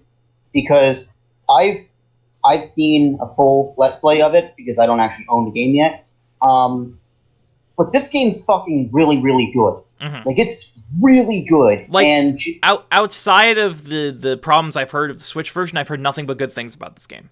Oh, yeah. I mean, the PC version runs like a dream, and the Xbox... it was on Xbox as well. And the PS4 versions are also really good. But most importantly, this doesn't seem like an Iga thing. No. Like, Igarashi would 100%, if he had the ability to just push this out now, he totally would have. But it's a bit of a slap in the face to Switch people to be like, we're going to fix this stuff, and then the next patch doesn't fix the stuff. Yeah. Like then why'd you tell us that, It's especially weird because in that story we covered a couple weeks ago, they said that their entire team is fully committed to this one current performance patch. And to just go and pull something like this is just really fucking... Yeah. It's scummy. It's emotionally dissonant, man. It's... Yeah. Like, this is one of those read the room type moments. Yeah. This is one of those, like when somebody... Okay. This is a different character. Who here watches Brooklyn Nine-Nine? Or knows what it is? No. Yes. I love Brooklyn Nine-Nine. Okay. Do you remember that cold open when Boyle comes in dressed up as a turkey? And everyone just stares? Because because the family of a murder victim is there, and he's just dressed up as a turkey going, "I'm Tommy Gobbler!" Like... Yep. That's what just happened. This man kicked down the door as Switch people are bursting in tears, crying about how they can't play their game, and went, "Gah! Let's take your weapon and let's fix the weapon." This is basically just a dense anime character. Yeah. It's like the guy gets a love confession, and then it's just like, I like apples. This is the exact opposite of some of those great characters, like Sakata from Rascal. It's not true for me. Oh. This is Issei from High School DD, where all the girls are like, "Issei, I love you," and he's like, "Wait, cool." What? I mean, he has a reason. I mean, like, I'm gonna be real. Issei actually has a reason for all of that, but that's like season 4 and. Anyway, video game podcast. This is. High School DD. I bring this up. Thank you, Josh. I bring this up because it's just. It's so weird. Like, why? Like, read the room, 505. Yeah. It's sad. It makes me sad sometimes. But I mean, if you were one of those Switch people who were looking for balance changes in your kind of broken mess of a port, cool. Not like you can actually play the game any better. You got balance changes. But still gotta wait for that performance patch. Ooh boy. It's like with Overwatch, where everyone's complaining that the game's broken. Hey guys, here's a new hero. Here's a new hero. That's exactly what it is. Or like anything to do with Riot, where people are like, "Hey, you like harass your employees," and they're like, "Do something else." There you go. But so there's just silence, and all of a sudden, just Todd Howard comes in and goes, "So we put a battle royale in Fallout 74 or 76." Sorry. We're gonna get to that. We actually have Fallout 76 news later on, so just wait. Reset the clock. Just wait. Reset the clock. It's like League of Legends. It's like, this game's fucking garbage. Hey guys, here's a new character. All right, I'm gonna move on before the analogies keep going on into infinity. Let's move on to the next story. So we have a slew of some different Microsoft news. This first one is related to something that Josh is very much anticipating. You know that PC port of Halo Reach, son? Well, it turns out they're going to have another public beta, but this time for Reach's firefight mode. Ooh. So I thought you were going to be a massive dick and just be like, you know that PC port of Halo Reach? Not coming Canceled. Canceled. It got scale bounded. I'm sorry. No, unfortunately, it's still coming. But let's read. Wait. Unfortunately, fuck you. Halo Reach is the best Halo. Fuck you. I was joking. Fuck. Shut up. I'm trying to read. Halo the Master Chief Collection's second test flight is scheduled to take place later this month, 343 Industries has revealed. According to the developer, this upcoming flight will focus on Halo Reach's co-op mode called Firefight, which sees players teaming up to take on waves of enemies. Firefight is the team's next flighting goal, which will offer firefight matchmaking to you on PC. While things may shift, we're currently targeting this milestone for later this month, the developer wrote over on Halo Waypoint. The team is beginning to review release candidates that have the core features to support this flight. Keep your eyes out for upcoming news articles in the near future. 343 Industries. I'm so happy. Yeah. 343 Industries added that just over 60% of players invited to the first Fireflight actually downloaded the game and played, and those who did played the game almost 1,800 times during the test. Halo Master Chief Collection is coming to PC as separate games, starting with Halo Reach sometime later this year. So this story came out last week. They say it's taking place sometime this month. Seeing as how there's like less than a week, I assume that this is going to happen sometime within the next few days. Probably early next week. Apparently the first beta test was a huge success. A lot of people played it. Apparently it ran really well. So they're doing another one for Firefight. Firefight is one of the most underappreciated modes in all of Halo. So the fact that it's getting some love with its own beta test is nice to see. Again, I threw this in here because this is purely for Josh. You know how we were talking about a beta test and what it should actually be? Yes. This is actually a beta test. Mm-hmm. Yeah. This makes me happy because it's good to hear that they're actually making sure the game is good. Mm-hmm. And they're doing they're doing extensive testing too, which is nice. Like it makes me very happy to know that when this game comes out, it's not going to be a buggy piece of shit, but just run flawlessly on release. No, I have a feeling that this is going to be a very good PC port. Because as most people know, PC gamers seem to have terrible luck when it comes to games being released. Mm-hmm. Mm-hmm. Because they're usually shit ports unless it was developed on PC. Yeah. And if it's developed on PC, it's going to be a shit port to the console. That is also true. But thankfully, they seem to be taking their time and putting in all their effort with this re-release of the Halo games. So this is good news to hear. Yes. Moving on, obligatory Game Pass story, boys, because I always have to throw one in here any chance I can. This goes off of what we covered last time when I suspiciously noted that all of the Game Pass titles for July were suspiciously coming out in the first half of the month. I said, hey, they're probably going to have a second batch for the second half of July. Guess what? They did, and here's what's included. Microsoft has announced that 6 more games will be added to Xbox Game Pass over the next couple of weeks. The first game being added is Night Call on July 17th, which came out last week. The game is exclusive to the PC version of the pass and tasks players with picking up passengers as a cab driver and listening to their stories to gather clues. Detective game, I sense my Spencer radar is going off. Yo, this sounds amazing. Following this, on July 18th, came Metal Gear Solid 5 The Phantom Pain, and the third entry in the Banner Saga series.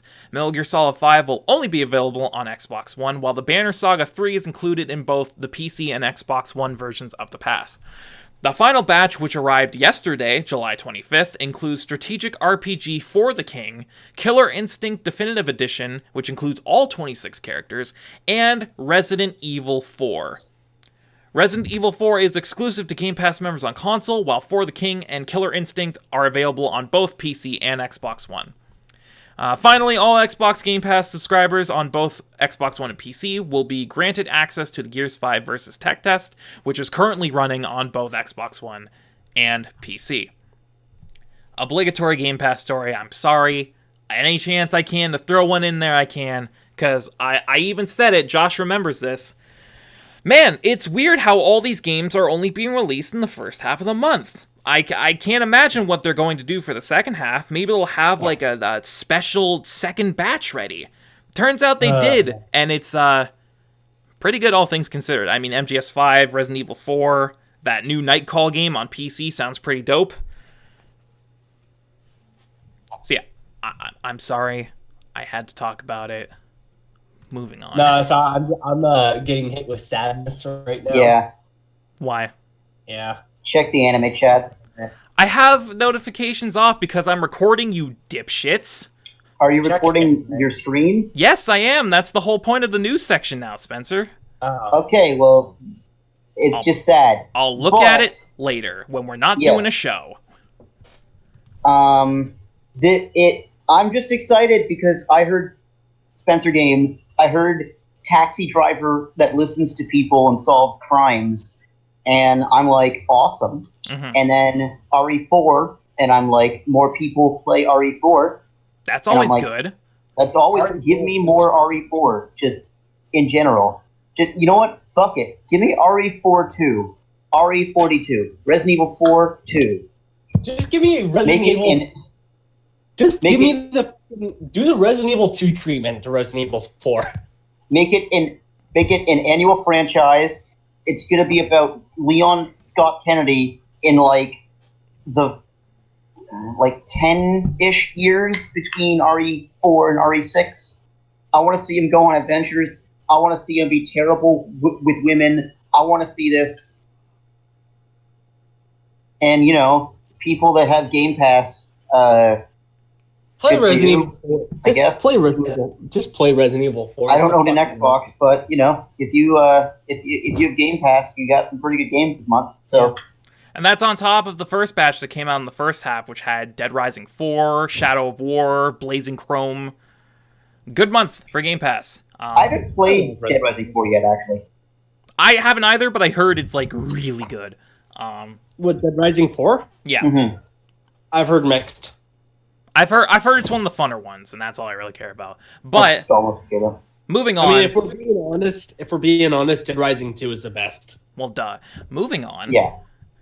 We have our last Microsoft-centric story.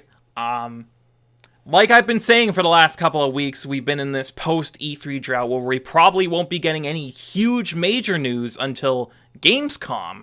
Speaking of Gamescom, Microsoft this past week shared its plans for what they're doing at Gamescom this year. So let's read. Microsoft's booth at Gamescom this year will have more than 200 gameplay stations, including the first public hands-on with Minecraft Dungeons and Gears 5's Horde mode. The company will kick things off with a new episode of Inside Xbox from the Gloria Theater in Germany on Monday, August 19th at 8 a.m. Pacific, 11 a.m. Eastern. This will be followed up by the Xbox Open Doors event, which runs from August 21st through August 23rd at the Gloria Theater. The event is free to enter and will feature community events, game tournaments, panel sessions, and more. More information about the event will be shared at a later date. In terms of games, Gamescom attendees will be able to get hands-on time with Age of Empires 2 Definitive Edition, the new Battletoads, Bleeding Edge, Gears 5, Master Chief Collection on PC, Minecraft Dungeons, and many more. Microsoft added that Xbox adaptive controllers will be available for nearly every game at the show, and there will be wheelchair access at every point of the booth. Oh, good job, Microsoft. Good for you. That's the way to be... Microsoft. Way to be inclusive. Inclusive, thank you. Yeah. Gamescom takes place this year from August 20th through August 24th. So yeah, I've been saying for kind of months at this point since E3 that we're not going to get anything big until Gamescom. Gamescom is just around the corner. It's only a few weeks away. And bless you. God. Thank you. Bless.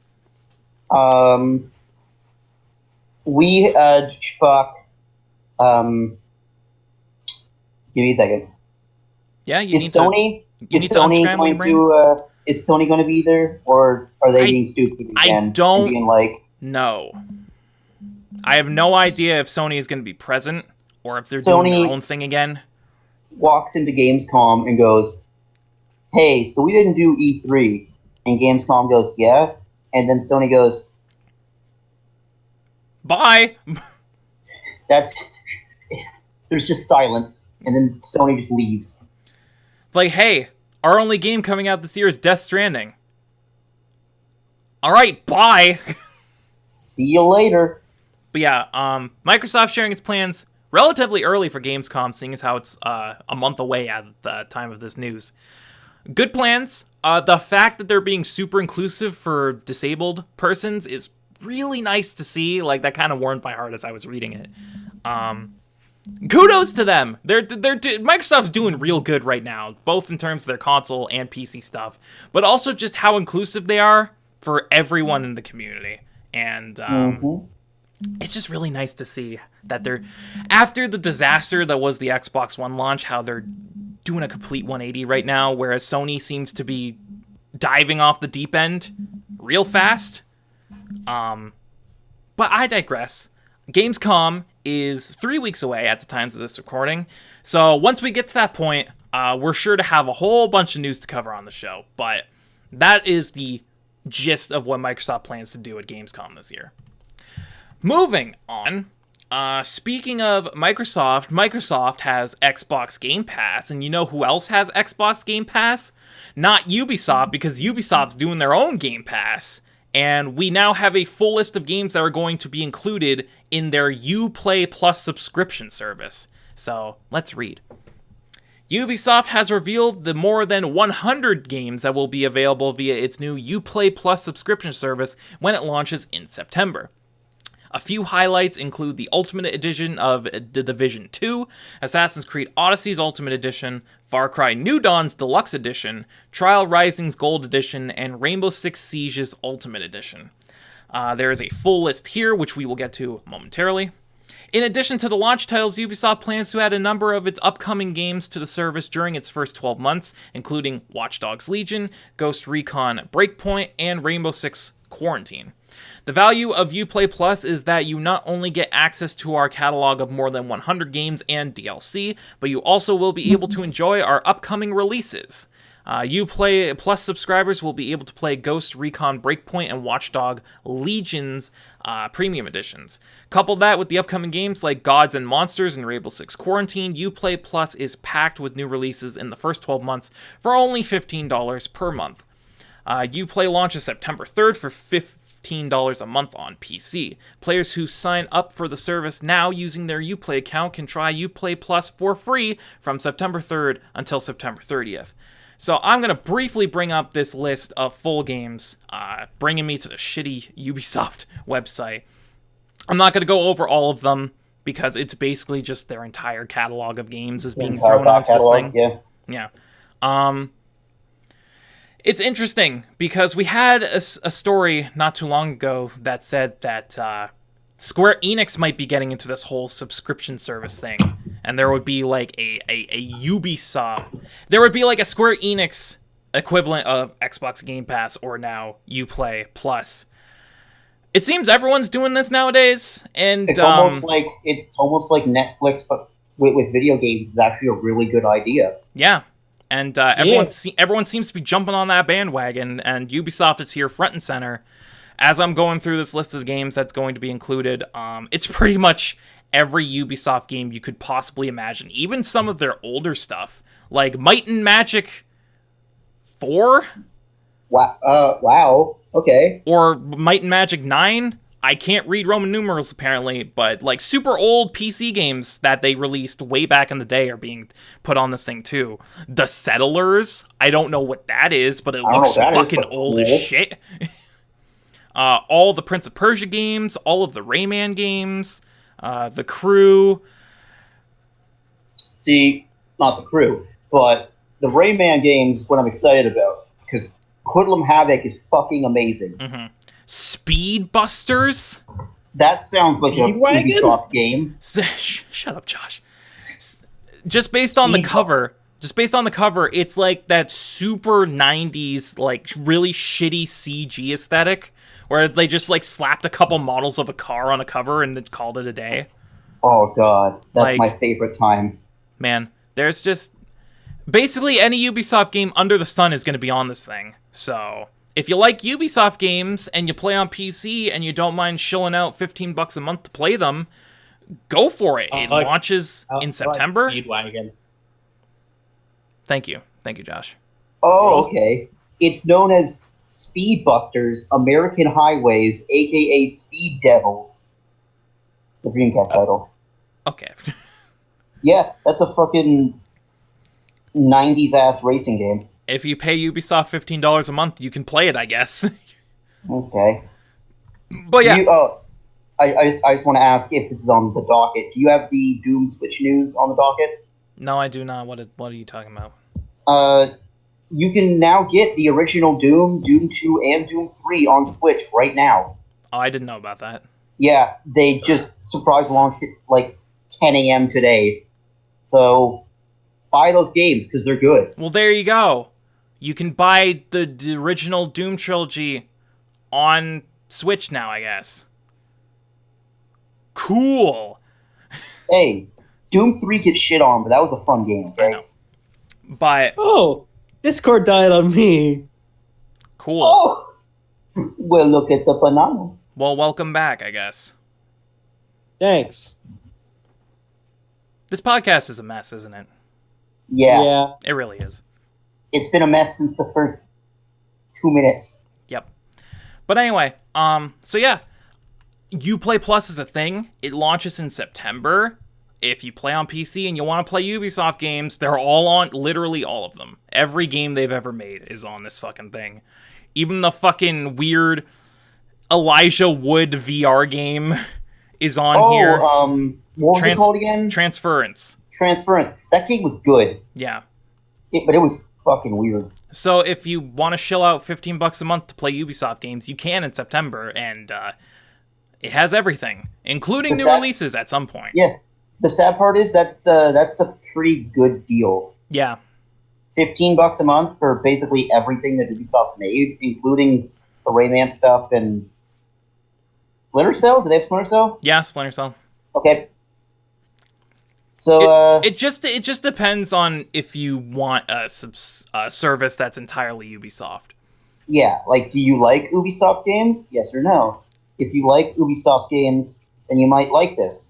If you don't like Ubisoft games, then why would you get this? You don't like Ubisoft games. But moving on to our next story, this kind of came out of nowhere because there were rumblings about it on forums and such, but Sega came out and officially announced that of all the games they could be remastering, this was the one they chose. Super Monkey Ball Banana Blitz HD has been announced.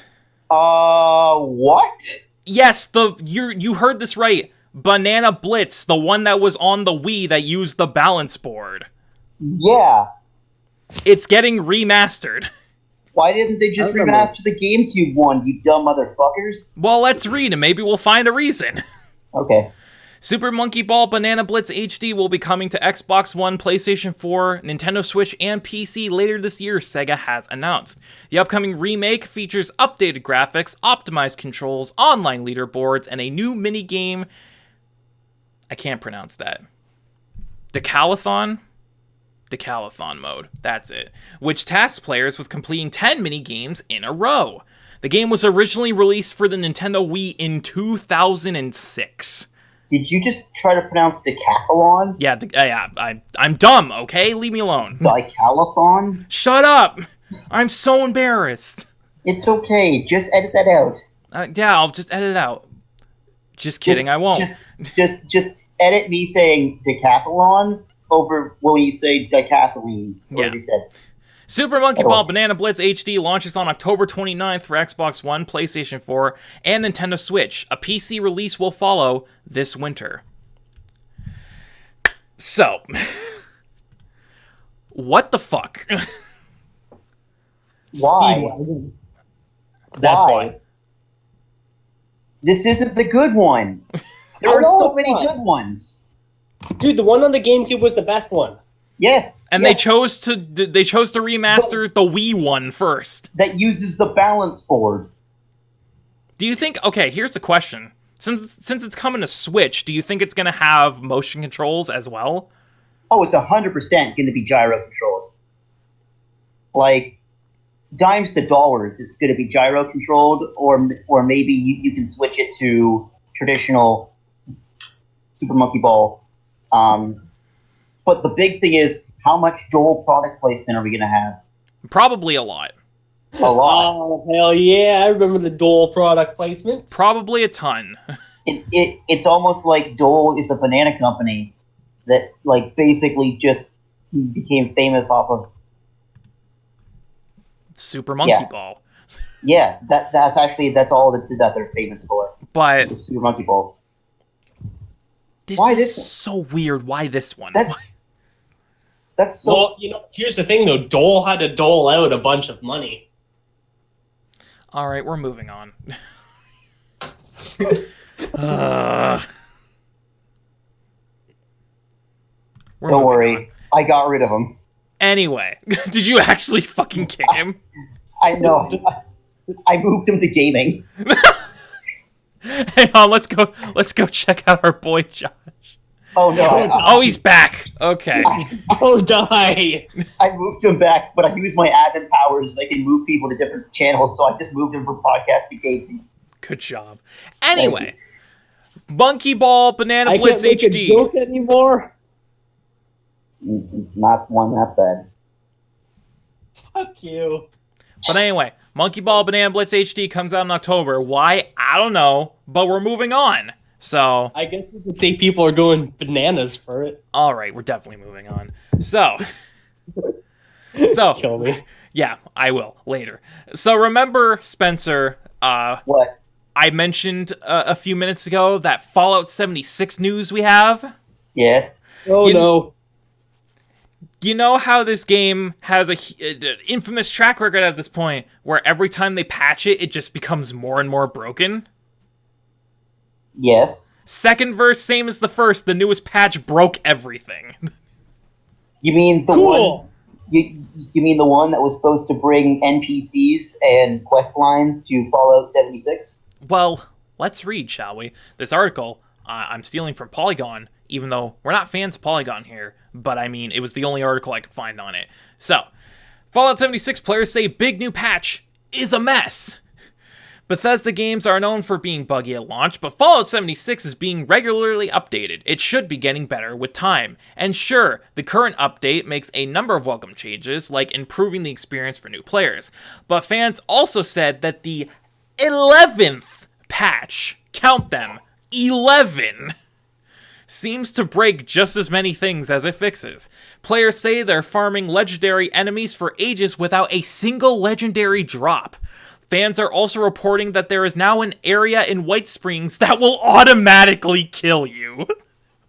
Oh, that's nice. There's a strange bug that will behead your character when you step out of your power armor. Yep, that's my favorite bug. You step out and just... Actually, there seem to be a number of power armor related issues, such as game freezes, players getting stuck inside the armor, and gear that is perpetually unequipped for some reason. These are just highlights. There's a full breakdown on Reddit of all the things that this patch fucking breaks. I'm not going to get into it because it's ridiculously long, but the problems are bad enough that the tone of the overall community feels overwhelmingly negative right now. Who would have thought? The Fallout Twitter account is being bombarded with complaints and angry messages from disappointed players. Here are some of them. What a fucking mess. Read me some of these tweets. What a fucking mess. That's it. What a fucking mess. Way to completely destroy the game.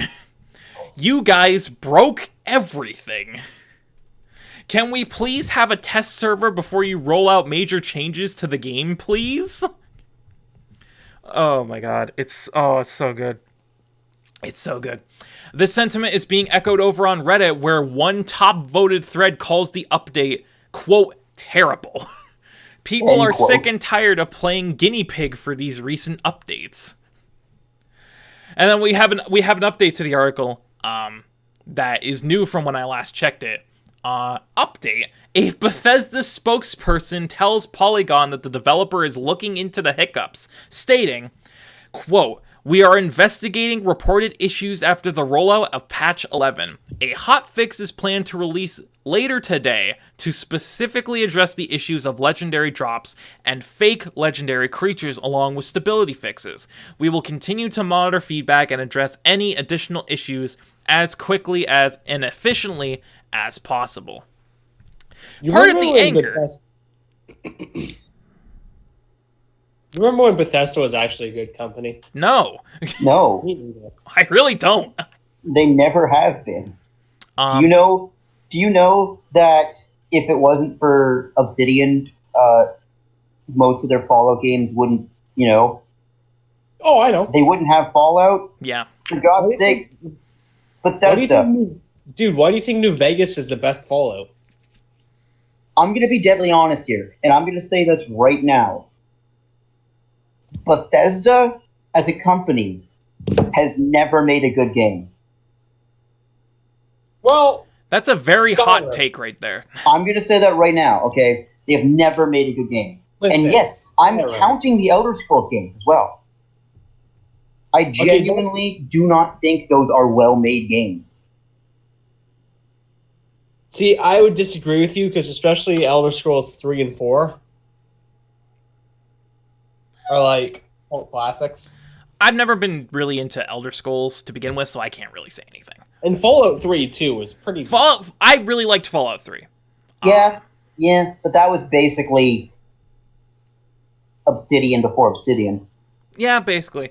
I still have more to read in the article, actually, so let's continue. Oh god, there's more. Part of the anger is that fans feel that Bethesda takes the time to fix things that don't need fixing while ignoring issues that feel more critical to the experience.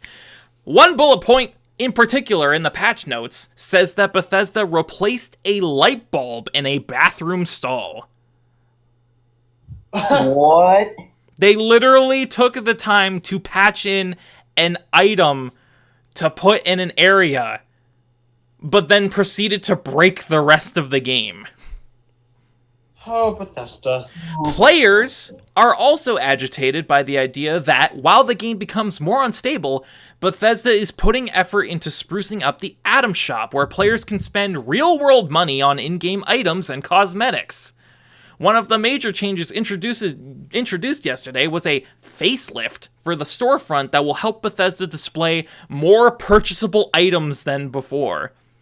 So they're changing light bulbs and throwing things in your face to buy before actually fixing the game. Todd Howard, what the fuck's wrong with you? I don't know. Wait, sorry, 1 second. I'm gonna take a step away from the mic. Real Okay, quick. okay, I understand. Here's all I have to say about this news. Ready? Yep. Vodka.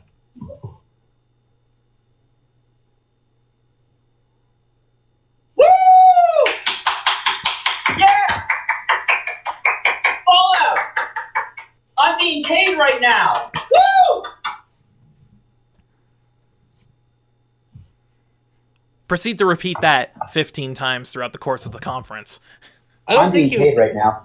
I don't think he was paid to say that. I'm not being paid, I mean. Oops. Whoops. God. If that man was not paid by Bethesda, he should be barred from all future E3s. Please ban that man from the LA Convention Center.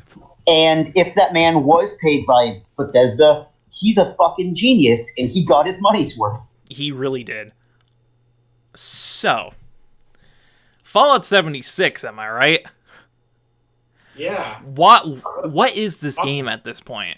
Who's excited for Outer Worlds? I am, actually. It looks pretty good. It looks pretty good. It looks fun. Looks like New Vegas, but in space. Looks like New Vegas, but in space, and you mix some stuff from a bunch of different games.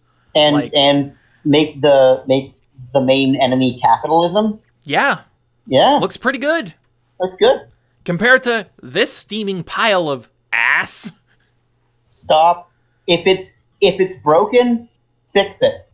But if you're staring at the fixed part and breaking that as well, stop. There's no hope for you. Get some help. Eat at McDonald's. Eat at McDonald's.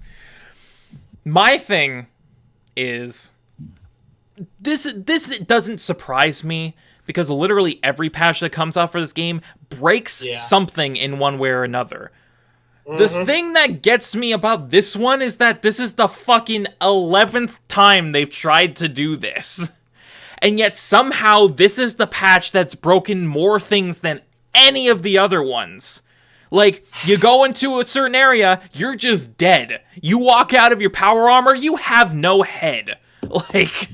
That rhymed. I know, and they wasn't even intentional. Kind of like how these patches weren't intentional to fix the game. They just really suck at their jobs. Almost like the game is just shit. Yeah. Like, there's no hope for this game anymore. Any chance they had to salvage it is completely out the window. I don't fucking care what they do with this game anymore. There's nothing they can do to fix it.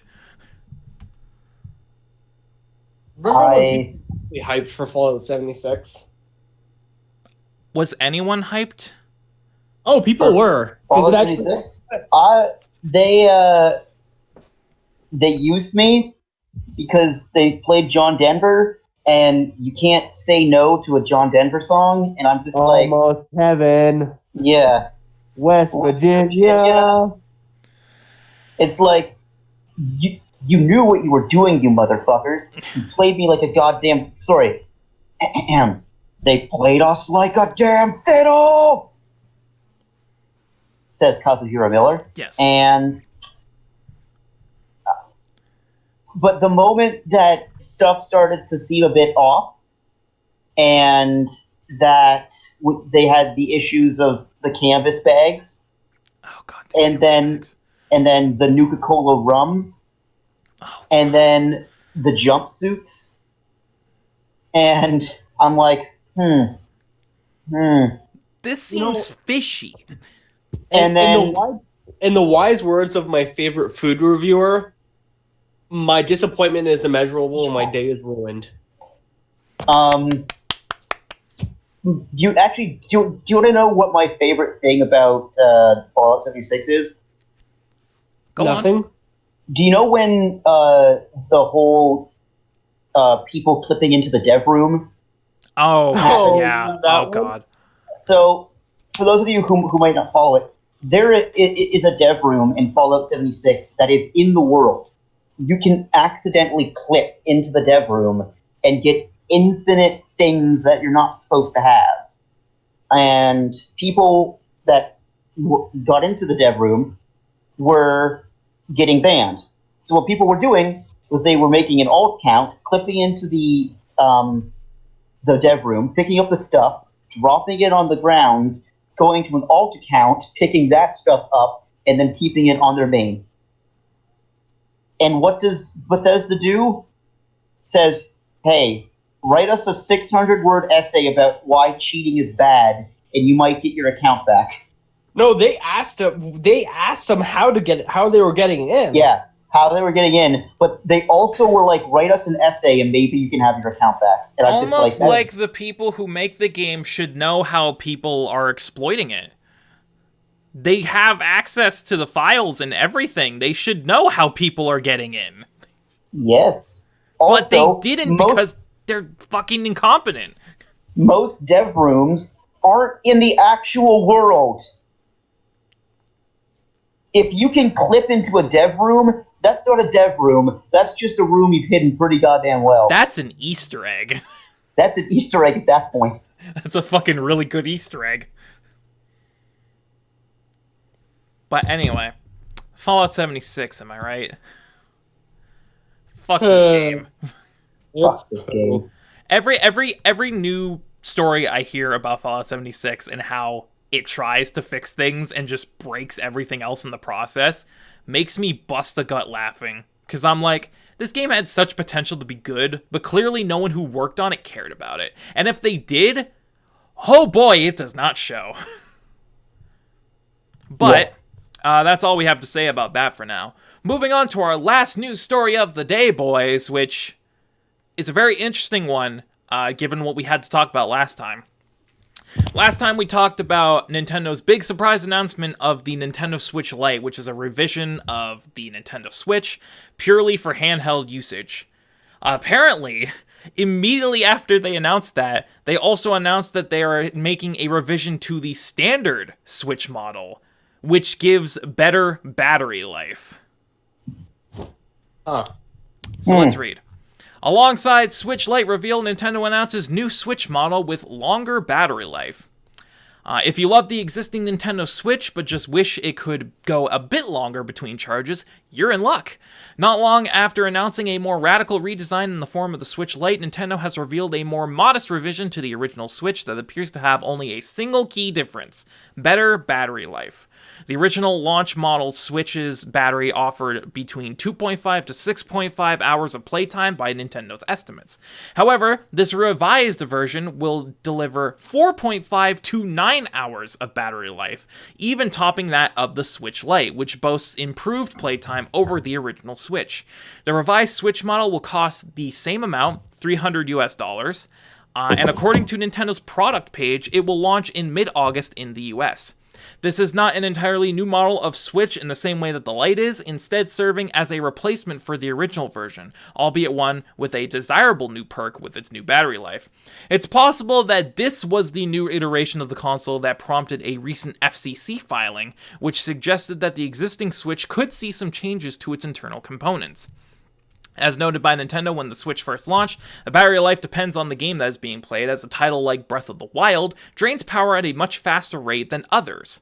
Other factors like screen brightness and network functionality are also likely to play a role. Nintendo did not specify exactly what kind of experiences represent the bottom and top ends of its battery estimate. This is one of two hardware announcements Nintendo had to make on Wednesday this past week. In addition to the Switch revision, it also announced new Switch Joy-Con colors, which there's an orange one, a purple one, and new red, blue, and yellow ones. I want orange. Mm-hmm. Nice. And then, of course... What I want? Uh-huh. A controller that doesn't fucking cost $100.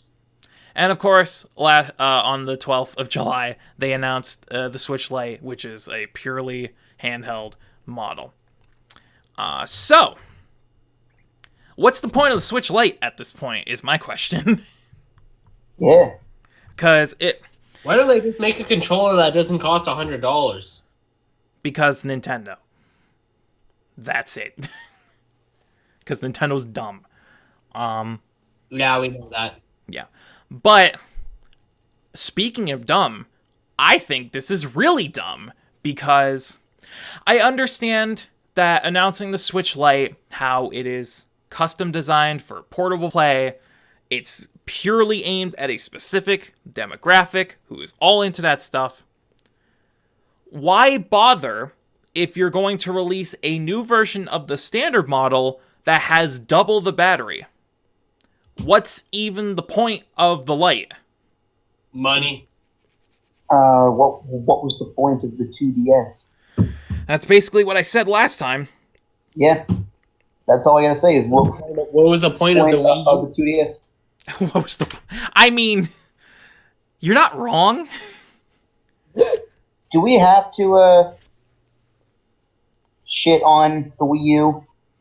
You don't have to, but because I actually liked the Wii U and the games that it had, but... It was pretty... Listen, the Wii U was pretty decent, all things considered. The games it had were pretty good.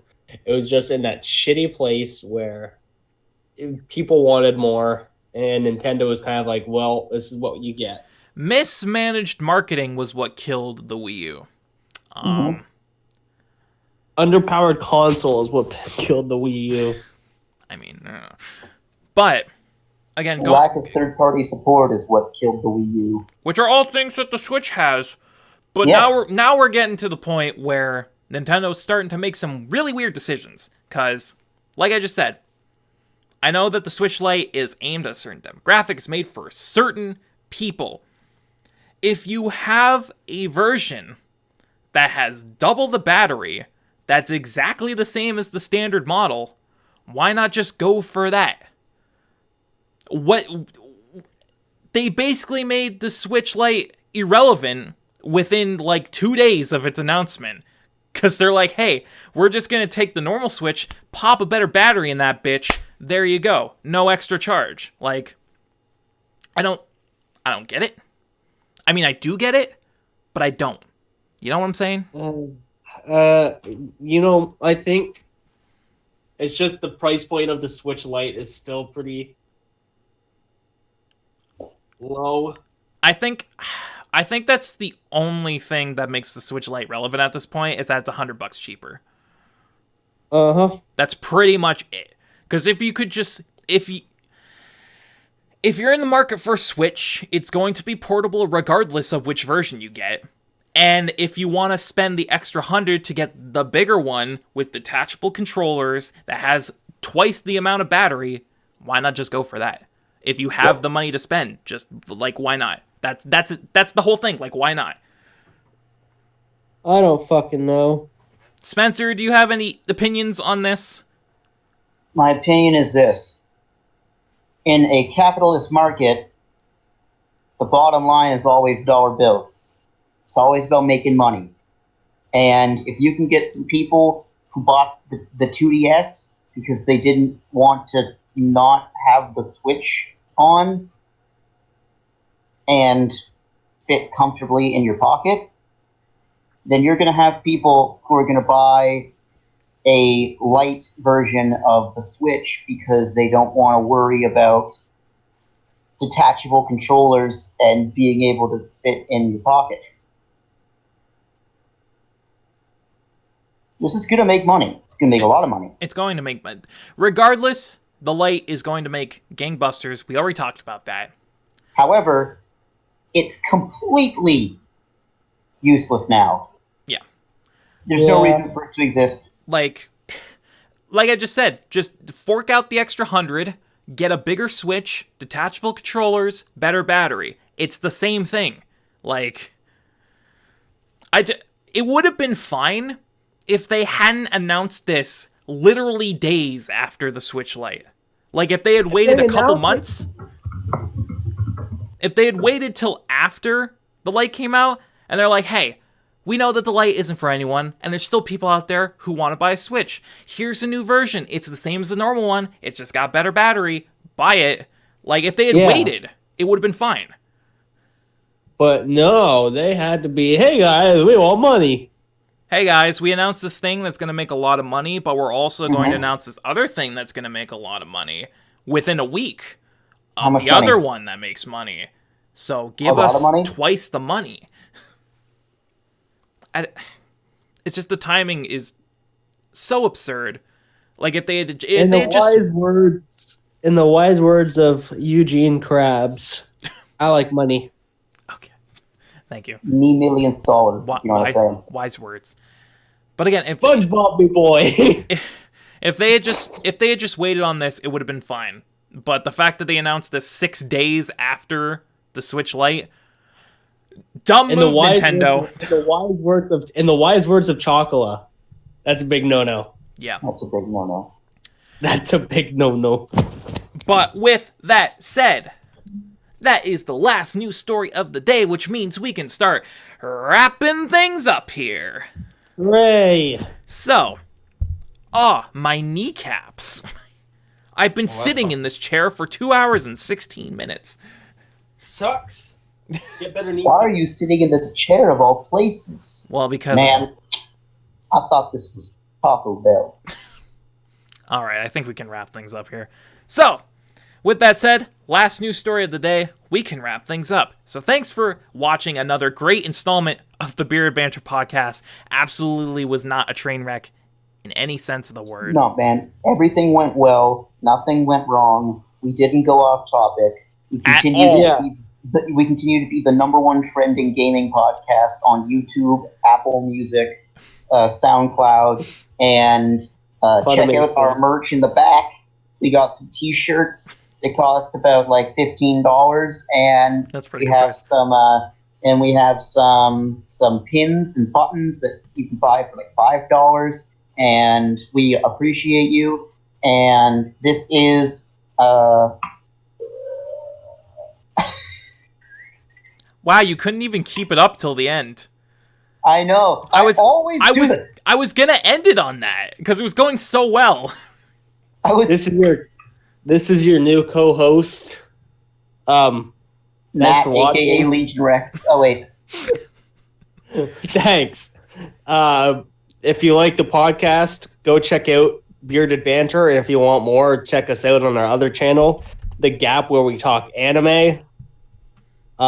Check us out on YouTube.com, SoundCloud, Funimation, Crunchyroll, Amazon Prime, and Kiss Anime. Okay. We're all right. All right. Cool your jets there, bud. I have been Spencer. And Pornhub.com. I have been Spencer. You can find me on Twitter at Beery Burton with 2 E's. 2 E's.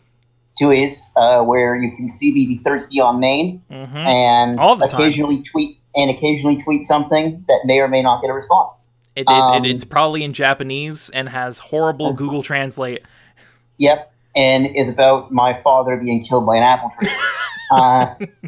And I'm going to leave you with a couple of my favorite One second.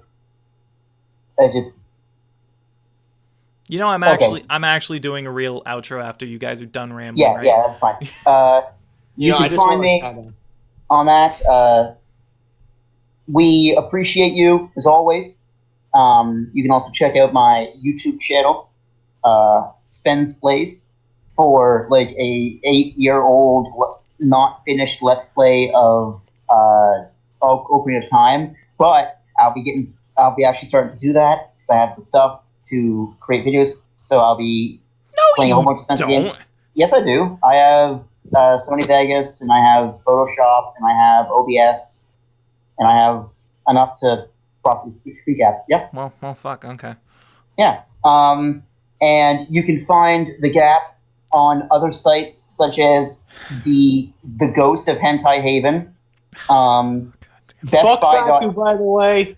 BestBuy.ca. Amazon.com. Indigo.com. Kijiji. And assorted AliExpress. Yeah, and assorted other cosplay and anime type websites.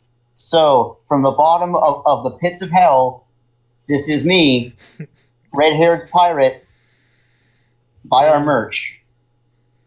Yeah, but from the bottom of my heart, let's just fucking end this podcast. Buy the merch that we don't have. All right, I'm gonna give an actual outro. So shut the fuck up, you two. I'm even gonna mute the desktop audio so it won't even pick you up at this point. Anyway, thank you for watching another exciting edition of the Bearded Banter Podcast. If you like what you've seen, you want to see more, you can go ahead and subscribe to BGN, where we do a bunch of great gaming content, including podcasts, gameplay videos, super edited montage-style videos, live streams, unboxings, etc. Go ahead and click the motherfucking bell if you want to get notifications on when we upload. I've been your host, Shane the Bearded One. You can follow me on Twitter at BeardedGamingN, where I post all sorts of things related to gaming, movies, anime, etc., including right now, where I'm posting my daily thoughts on my catch-up to One Piece, because I'm a fucking madman. So go ahead and follow me there for all of those updates. With me, I have my son Josh. You can follow him on Twitter at RebornWeeb, which is a dead account at this point because he doesn't fucking do anything, but it's there. If you want to give him a pity follow, go right ahead. It's there, I guess. Also with us, returning for the first time in what seems like years, is the boy Spencer. You can follow him on Twitter at Beery Burton, 2 E's, where he posts...